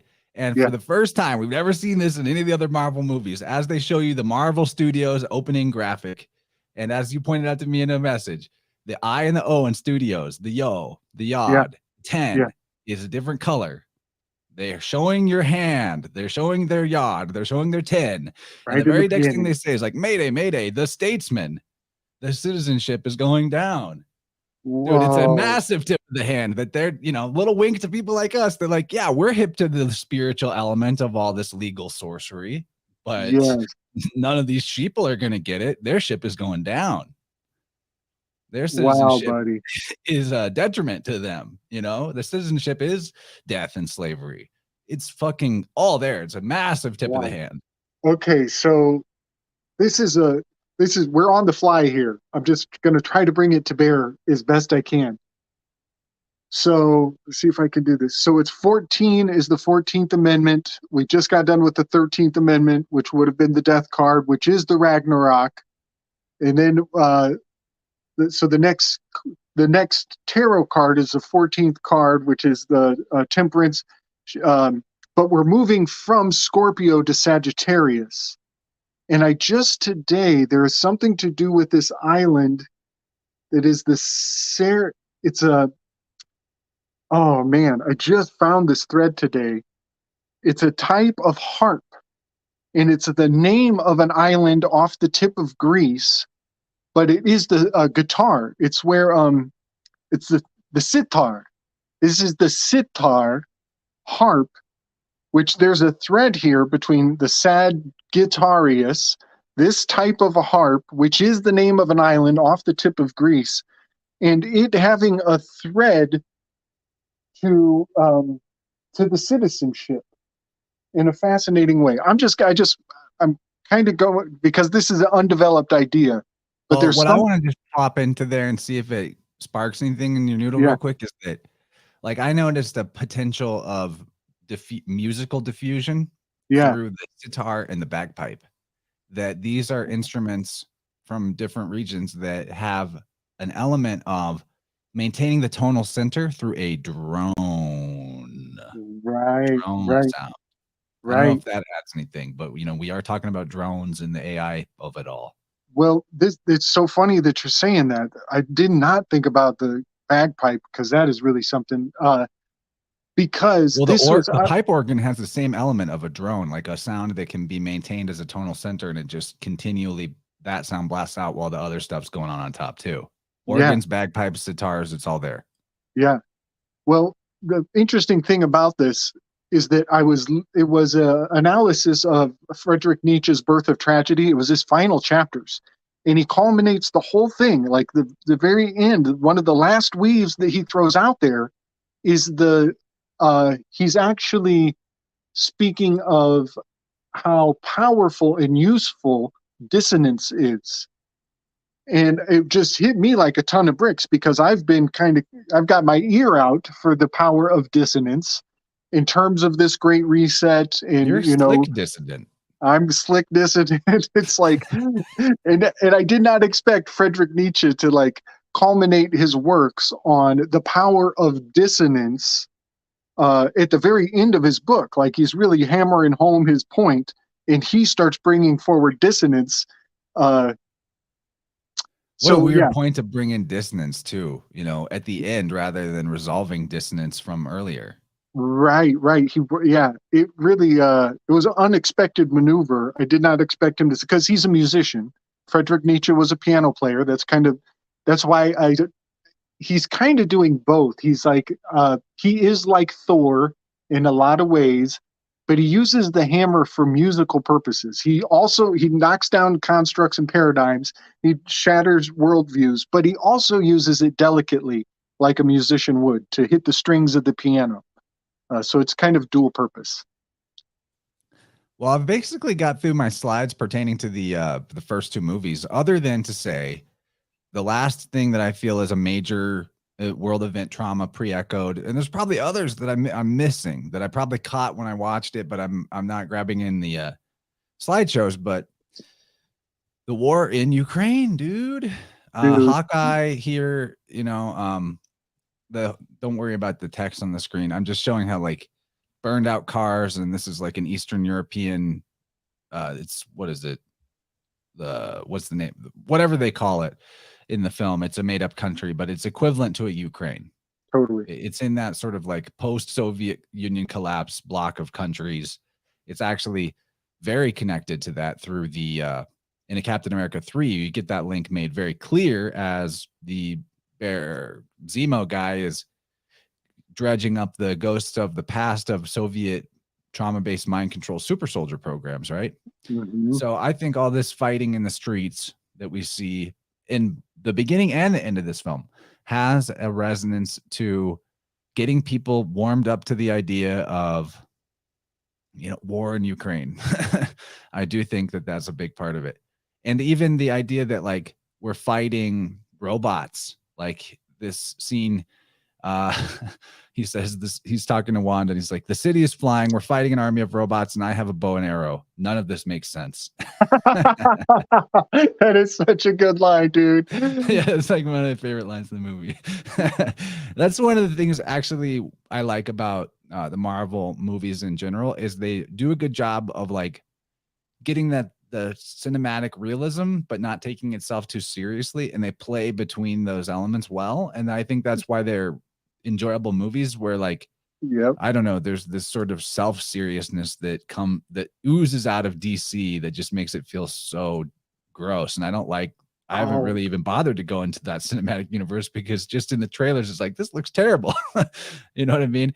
But anyway, there's also, we didn't talk about maybe Hawkeye's particular flavor of trauma, apart from the guilt trauma that he develops post snap where his family's killed, but like the fear of not being prepared or not being special enough or not being strong enough is kind of a part of Hawkeye because he's like a regular dude and not just a regular dude, but he's fighting with a bow and arrow. He's like behind the times, and I don't know if there's more we need to say about him. I think it's probably even more beneficial to get into the end game stuff. And here's a slide we covered last time. Captain America 3 bioweapons leak at a market, big time. Right. But I have a friend, this was a long time ago. We see these headlines and they are just like absolutely things are like not lining up with the way you think they would. And my one buddy, I used to say that it just doesn't make any sense. Why would it be like that? And he just would look at me and be like, it's not supposed to make sense, bro. It's not supposed to make sense. And every once in a while, that is a good mantra to just embrace and be like, oh, that's what's happening. It's not supposed to make sense. Well, in a way, though, that entire nature of Hollywood, it's not supposed to make sense. Yeah, bonk Right. a guy on the head and he's unconscious for 2 hours. Like, like that's been ingrained in us for years and years from cartoons and TV and movies that like just a little clock on the head and you didn't kill him, so you're not a bad guy. You're not a murderer, but they are unconscious for the rest of forever. And you never have to worry about them getting up or calling someone on the radio. And anyway, that's just one example of how there's lots of little things in the language of film where we've been trained to accept that which doesn't make sense in order to go ahead and move forward with the plot and suspend our disbelief in other things. And this is what NASA is all about. Accepting what doesn't make sense. This is what even the placenta of it all at the very beginning of life, all these unnatural procedures are done to baby. You cut the cord, clamp it. You smear the goop on the eyes. Just millions of things are done to baby. And none of it makes sense whenever you just consider like, nature didn't design us to do any of this. Nature doesn't do any of this for us without all this artificial procedure, right? Like, yeah, you're feeling it just thinking about it, right? It's harsh. And Hollywood is doing the same thing. There's NASA's doing the same thing. Constant training. I think the Earth shape is this. Not everyone agrees with that. No big deal. But I think the whole idea of standing on a spinning rock flying through an infinite void in a meaningless existence is the getting accustomed to accepting that which doesn't make sense. Right. And if you've been doing that your whole life, through video games, through movies, through TV, through NASA, through the science, left and right. Where are you at, man? You live in a fictional realm. You live in fiction is now your overlay on reality. And Yep. at the like, you know, if you could boil down the whole nature of the spiritual war of this plane of inertia we're in, it is the battle between fiction and truth, and things being out of place.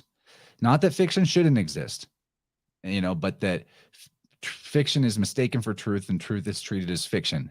And this is the nature of the inversion. This is where dark energy is generated rather than pranic energy. This is the deteriorating force. This is what is accelerating the process of, you know, the fabled and longed for destruction of all things that theoretically would lead to a regeneration, in my opinion. And I think all these movies actually are capturing that theme in sometimes overt and otherwise subtle ways. And that's why I want to talk about, I know that you did a good cram session on the last Avengers films relating to Thanos, the snap, wiping out of half of all life, the Infinity Stones. And so I would kind of like you to just take us through your notes on that. We got about 30 minutes. I know that's not ideal for how much there might be there, but please, you know, I'm going to kind of kick it over to you and let us bring it home with the end game, and how obviously, if nobody's noticed, that movie where half of all life in the universe is wiped out in the snap of a finger was called Endgame, and it happened right before they threatened us with this idea that like half of everyone you know is going to die from cooties, right? It's clear that there's a parallel there. It's clear they're warming us up to the idea of our friends and families dying. And if there is anything to the magic of this spellcraft that is real, it's interesting because, as you said, whether it's because they took the cowpoke, the no voice, or because they got sick in some way and then went to the hospital and the rim death is near, took them out, or whatever version of the, you know, chain of events there is. People lost people on both sides of the aisle, the people that knew what was up and the people that didn't know what was up. And it makes me wonder if like this big mass media event had some effect on the collective consciousness to prime the pump for the idea that a bunch of people are all of a sudden not going to be here, or if there's an astrological occurrence that was coming that was going to prime that. And then, you know, they threw gas on the fire with the whole end game narrative. I don't know, but it's take us away, man. I'm just ranting about it, but it makes me mad, actually. Me too, and rightly so. You know, and it is ideal that we transmute that anger and that rage, and channel it, and you know, put it to our purpose. I'm inclined, and I struggle with knowing that not everybody is going to have the wherewithal to transmute so much rage and anger, and that there are a lot of people who are going to fall by the wayside and adopt the victim mentality. Yeah, brother. But there is a part of me also who knows that the cream of the crop are going to rise to the top out of all of this. There's a part of me that knows that harnessing the spirit of what people called paranoid, eventually you crack through paranoia and you become the mystic. You know what I mean? Yeah, the whole Tessarion statement that conspiracy work is spiritual work. Yes. You know, yes. Like going into spirit will lead you to conspiracy. Going into conspiracy will lead you to spirit, and you will have blocked your authentic progression if you reject the other path once you notice the fork in the road. Yes.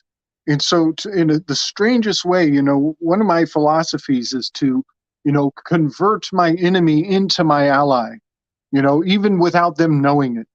And so in the strangest way, a lot of what we're seeing in this film, it just pisses me off that there's a force that is so powerful that they can flaunt it in film. and tell us the plans in advance. But then there's another part of me that is like, yeah, well, it's on us to break through, to penetrate all that symbolic bullshit and get this 40,000 foot overview to see the actual landscape and all the revelation of the method that is in this project that is the Marvel Avengers. And I never really thought of it until you said it last night, that this is the longest arc of all cinematic history. Is there ever been a 20 plus film long story arc that's so vast? And they're still going. I mean, they're still cracking them out. So it really is. I mean, I've lost count. We're like we haven't even touched on the whole what's next for Avengers with Kang the Conqueror, and I don't even know if we're allowed to talk about that. It gets too racial. Oh, right. Which and that is right? Well, yeah, that is a big part of the program here. Is like, if they can make people overly cautious around race, then they can seed our consciousness all that deeper with racial symbolism and racial cultural implication, and then they can speak over our head even more because I feel uncomfortable when I talk about Captain America getting arrested by a black dude, and in the next breath bowing down to His Highness, who is also a black dude. You know what I mean? It's just important that we can talk about these things and point out what they mean symbolically. Otherwise, we are stunting ourselves in the sense that we're not supposed to say these things, but we're consuming them. The artist is putting it out there, and we're not even allowed to talk about what we're seeing put in plain sight. So that's a big part of the weave too. Yeah, you're right. It's only going to get trickier and trickier as the plots develop. Maybe that, like, as we're talking about the power of secrets right now, good time to bring up your whole thoughts on the Hail Hydra moment with Steve. Can you set up that moment in the film and what happens and what it means? Yep. Big up to a bird dog in the chat. I'm pretty sure he's still in there. We had fun the other night. This is a metaphor. I'm going to put this out metaphorically, just for people to kind of see through this lens. But there's a phrase that I feel like some people attribute it to Tesla, but I'm not 100% sure who said this. In the kingdom of lies, truth is treasonous. And so now think of this as like, I was talking about it as, how Black Panther, they scan the terrain, and then he's able to, on a holograph, he can see like a cavalcade of cars driving down the road. That's an Orwell quote, by the way. Truth is treason in the empire of lies. Thank you. Okay. Very good. Very good. So so he scans the terrain, and he gets a topographical 3D map of these cars driving on the road. And he can even predict and scan where they're going to be in 5 minutes. If this momentum continues, in 5 minutes, he can actually perceive what's going to happen in advance.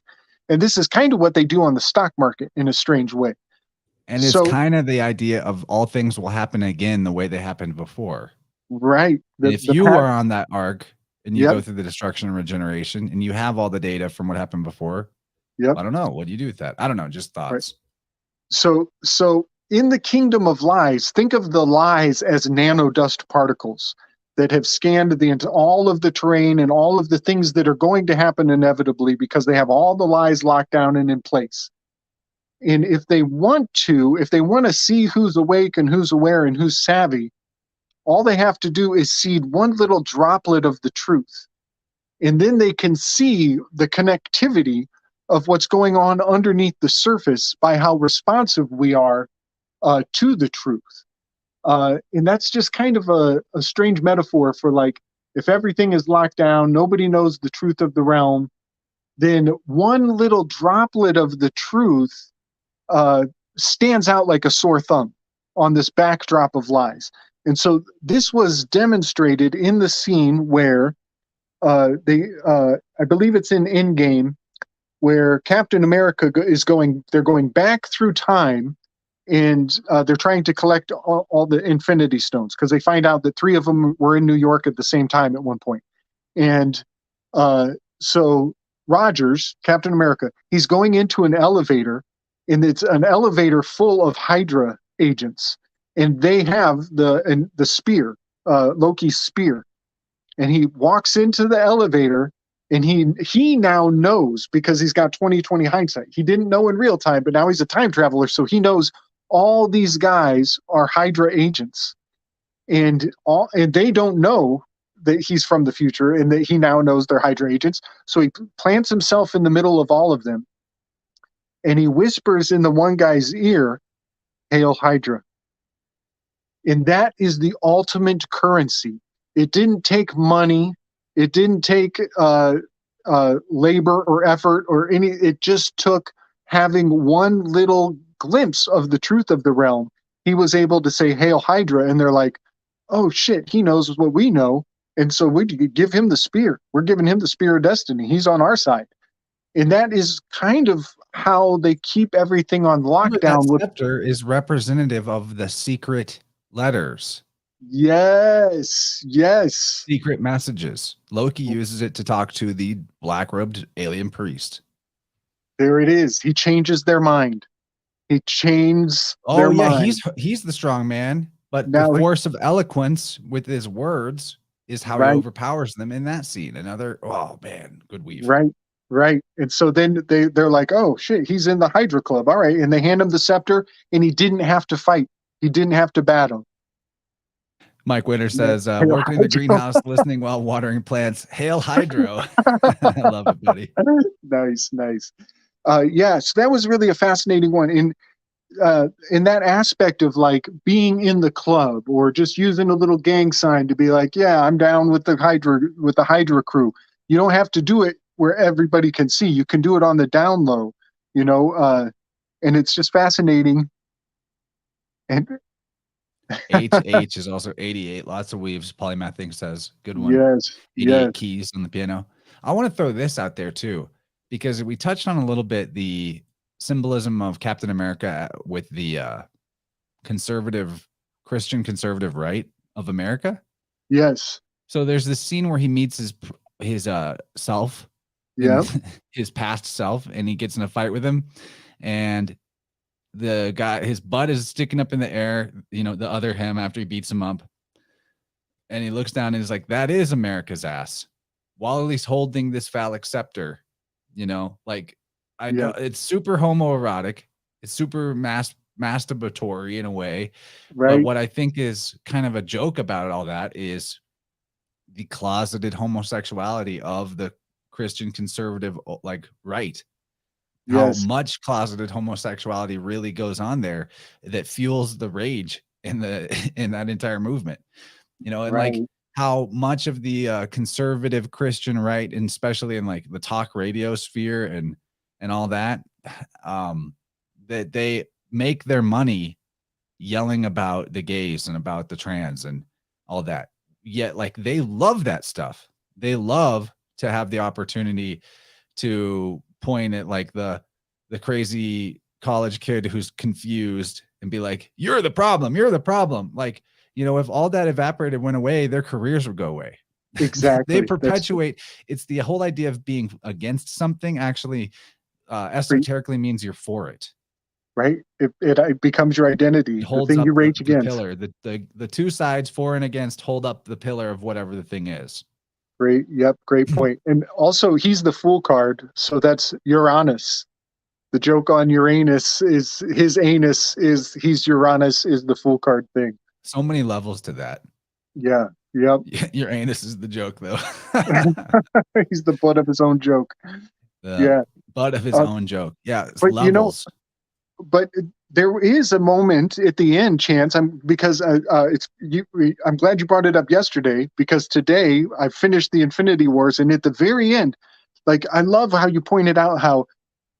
So if he is the Christian conservative right, the pinnacle of all of that, when he meets Thor, Thor's like, "Yeah, I am the god Thor," and he's like, "Yeah, bro, sorry, there's only one god."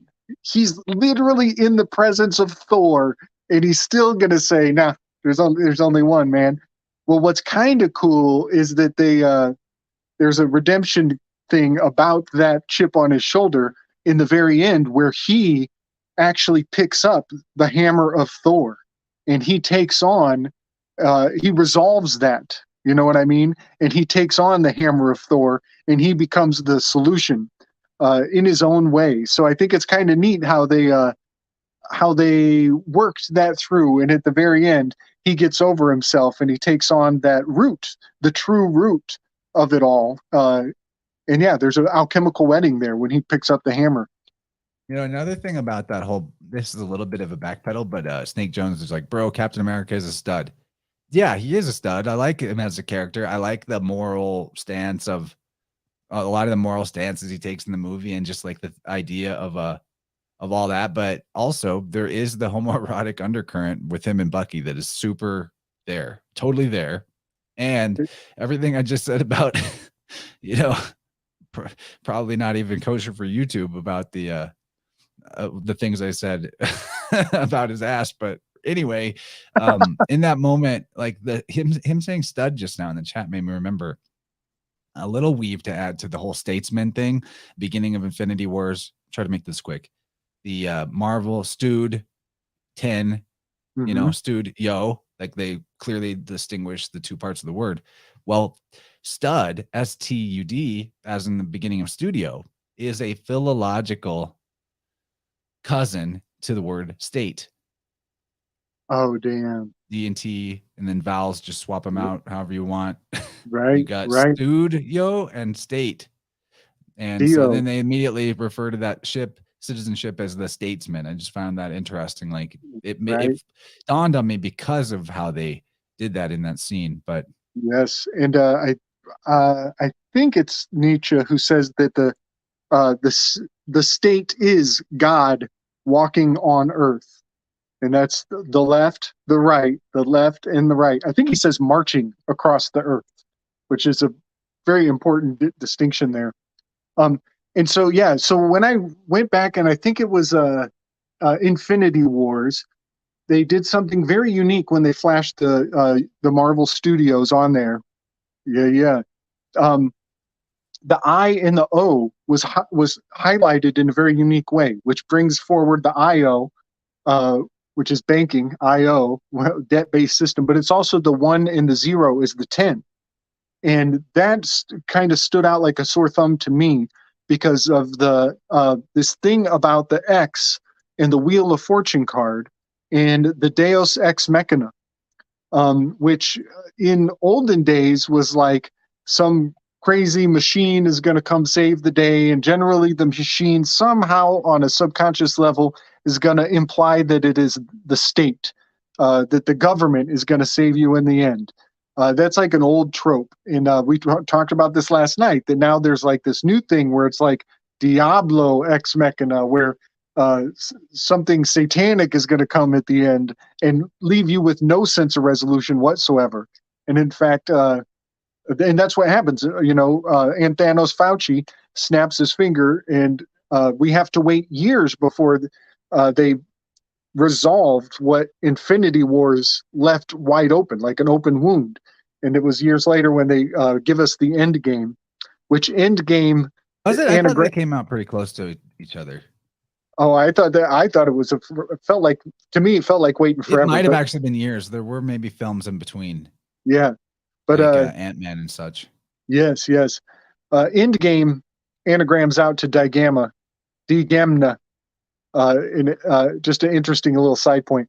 But so it was Marvel Stu IO was a 10, and the opening scene was the ships battling each other. This big mothership is shooting at the statesmen, and they're sending out their plea for help, their SOS signal. And so that is fascinating to me because it threads all the way through Star Wars. Even in Star Wars, the Wheel of Fortune was the Death Star, the Diablo Ex Machina, this giant machine of doom that's going to come and destroy everything. It's like the opposite, you know. That's why I'm saying it's like it's Diablo Ex Machina. It's this dark machine that's looming in our future, this inevitable singularity, so to say, because 10 reduces to a 1. It's all feeding into this threat of the singularity. And so that's and also I'll just throw this on the table as well. Um, Dark Journalist. Dark Journalist has been harping on X steganography for a very long time. And so you can kind of group everything that he has brought forward about UFOs relating to the X, relating to this Wheel of Fortune, which is the only machine on the zodiac. It's in Libra. It's basically in Libra. It relates to Libra in a powerful way. It's the Corona Borealis ultimately, which turns out is the bident, that is the bear's den, and it's the forbidden fruit. It is the pomegranates. It's so many things, this Corona Borealis. But sure enough, what was it that locked down all the whole world for a couple of years there? Was the corona. And so it's so fascinating how these signs and these symbols all feed into this Libra constellation. Can you pop in a couple of my crazy schizophrenic graphics off the Telegram? Yeah, we got about 10 minutes or so. Oh, very apropos. And I think we can definitely do that. I hope you also mention the correlate to Thanos in the real world. Do you want me to pull up, which graphic do you want me to pull up, buddy? Quite a few here. Well, actually, if you can pull up the one with Moses and the tablets, because that says a lot all in one. And I just want to be clear, I am not saying that the number 10 is evil. I'm not talking, I mean, I kind of am talking about Satan in an interesting way. Yeah, I mean, even just, like the 10 or is the X is the Tav, is the terminal point. It's the end of the alphabet. Right. And it's the last movie. It's end game. So they give you that 10 at the beginning where they highlight the IO, the 10. I don't see, oh, Moses and the tablets. Oh, he's holding tablets like medicine. Okay, I see it now. It took me a while. I was looking for like the law tablets. Here we go. Right. So this one, this has Skynet. This is just me kind of throwing all my ideas into one location. But you can see how the symbol for Skynet is in the shape of the top of the triangle of Libra. And this is, Moses goes up and communes with the sky. He goes to the top of a mountain and he gets the 10 laws. We are in the 10th zodiac sign, moving into October here. We're going through into the fall. But this is also a tenet.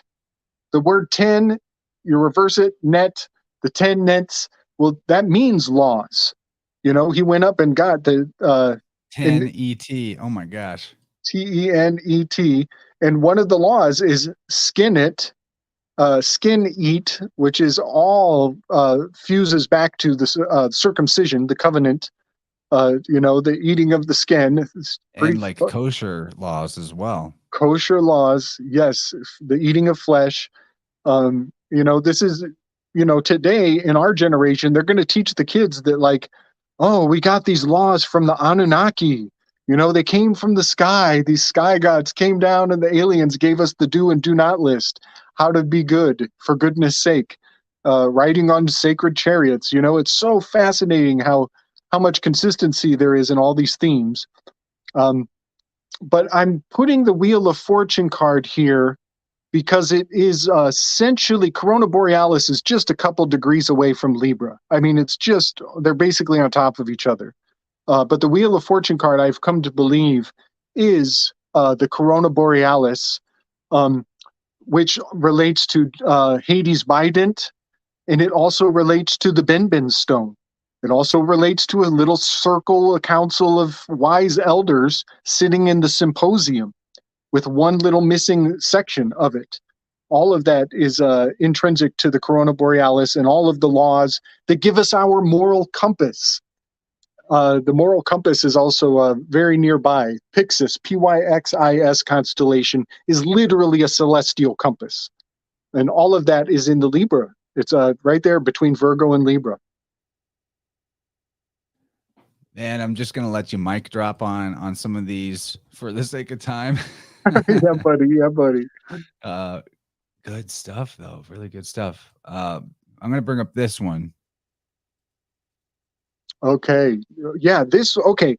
So this is important. Thank you. This is a good one to do. So what I think we're seeing with all this programming is they are on a very subtle level. They are making sure that the mythology of the sky is embedded in our consciousness in some way, shape, or form. With consistency, with the full scaffolding of the heavens, subtly seeded into our mind in ways that very few fully appreciate. And part of the consistency of that is Gamora. She is the Empress card. We're over in Pisces now. We're on the other side of the zodiac. She is the Empress card. She's basically Cassiopeia, is the Empress, the enthroned goddess figure, and she has a relationship to Andromeda. And Andromeda is Gamora's sister, who is Nebula. And Nebula is locked in place, being tortured for a prolonged period. And that having her locked in that position, that is Andromeda, who has a family relation to Cassiopeia. Andromeda is the daughter of Cassiopeia. And so when they put Nebula in this tortured position, she is embodying the Andromeda constellation in a most fascinating way. And so these relationships of the characters are actually the mythological relationships of the zodiac signs and the constellations therein. So I just wanted to kind of put forward how consistent these relationships of the characters are, as the mythology of the heavens is basically being repackaged and sold to us for entertainment. And can you zoom in on Infinity Wars? I just was kind of doodling a little bit while I watched the film, and I came up with some wild anagrams here, like Infinity War. If you fight in war, yes, wiring vanity, because we see ourselves in the film, and we look for ourselves in the film, and in that aspect, it is like a mirror. It is like vanity, in a good and a bad way, depending on different strokes for different folks. Some of us. I'm a little ashamed of me admitting yesterday that I identified with Thor so much. I'm a little embarrassed. But that was when I was younger. Pretty cool. That was when I was younger, right? So, just be careful who you tell that, or you get labeled a Nazi. That's all right. I'm saying. Good point. But also, so if we convert the W of war to a G, we actually get infinite tiger, and that makes me think of paper tigers and the fact that they're like a babushka doll of corporations. They have like these throwaway corporations where it's like, oh, you get to the center of who's in the seat, and then they just throw that CEO away. We had like 2,000 CEOs who retired over the past few years. So it's like an infinite babushka doll of paper tigers.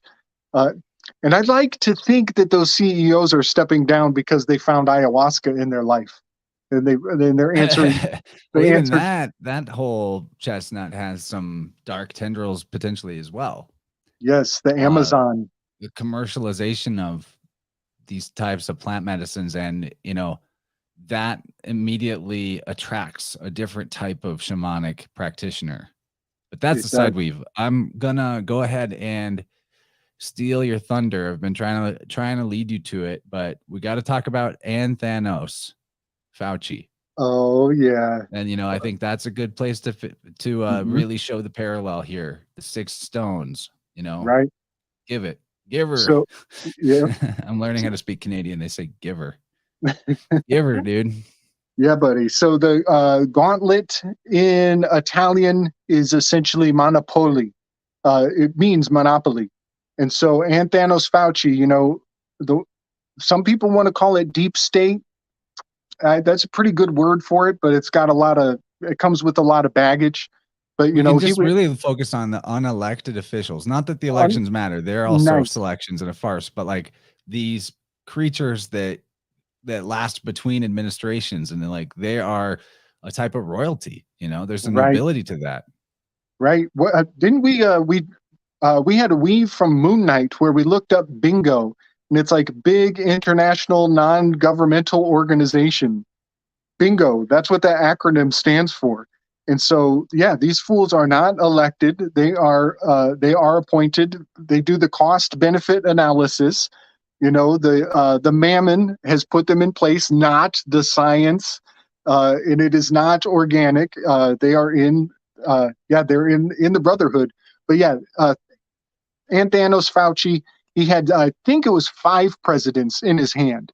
Even though there are 6 stones, he had 5 presidents in his hand. Then he snapped his finger and locked everything down. That is way too much power in one person's hand.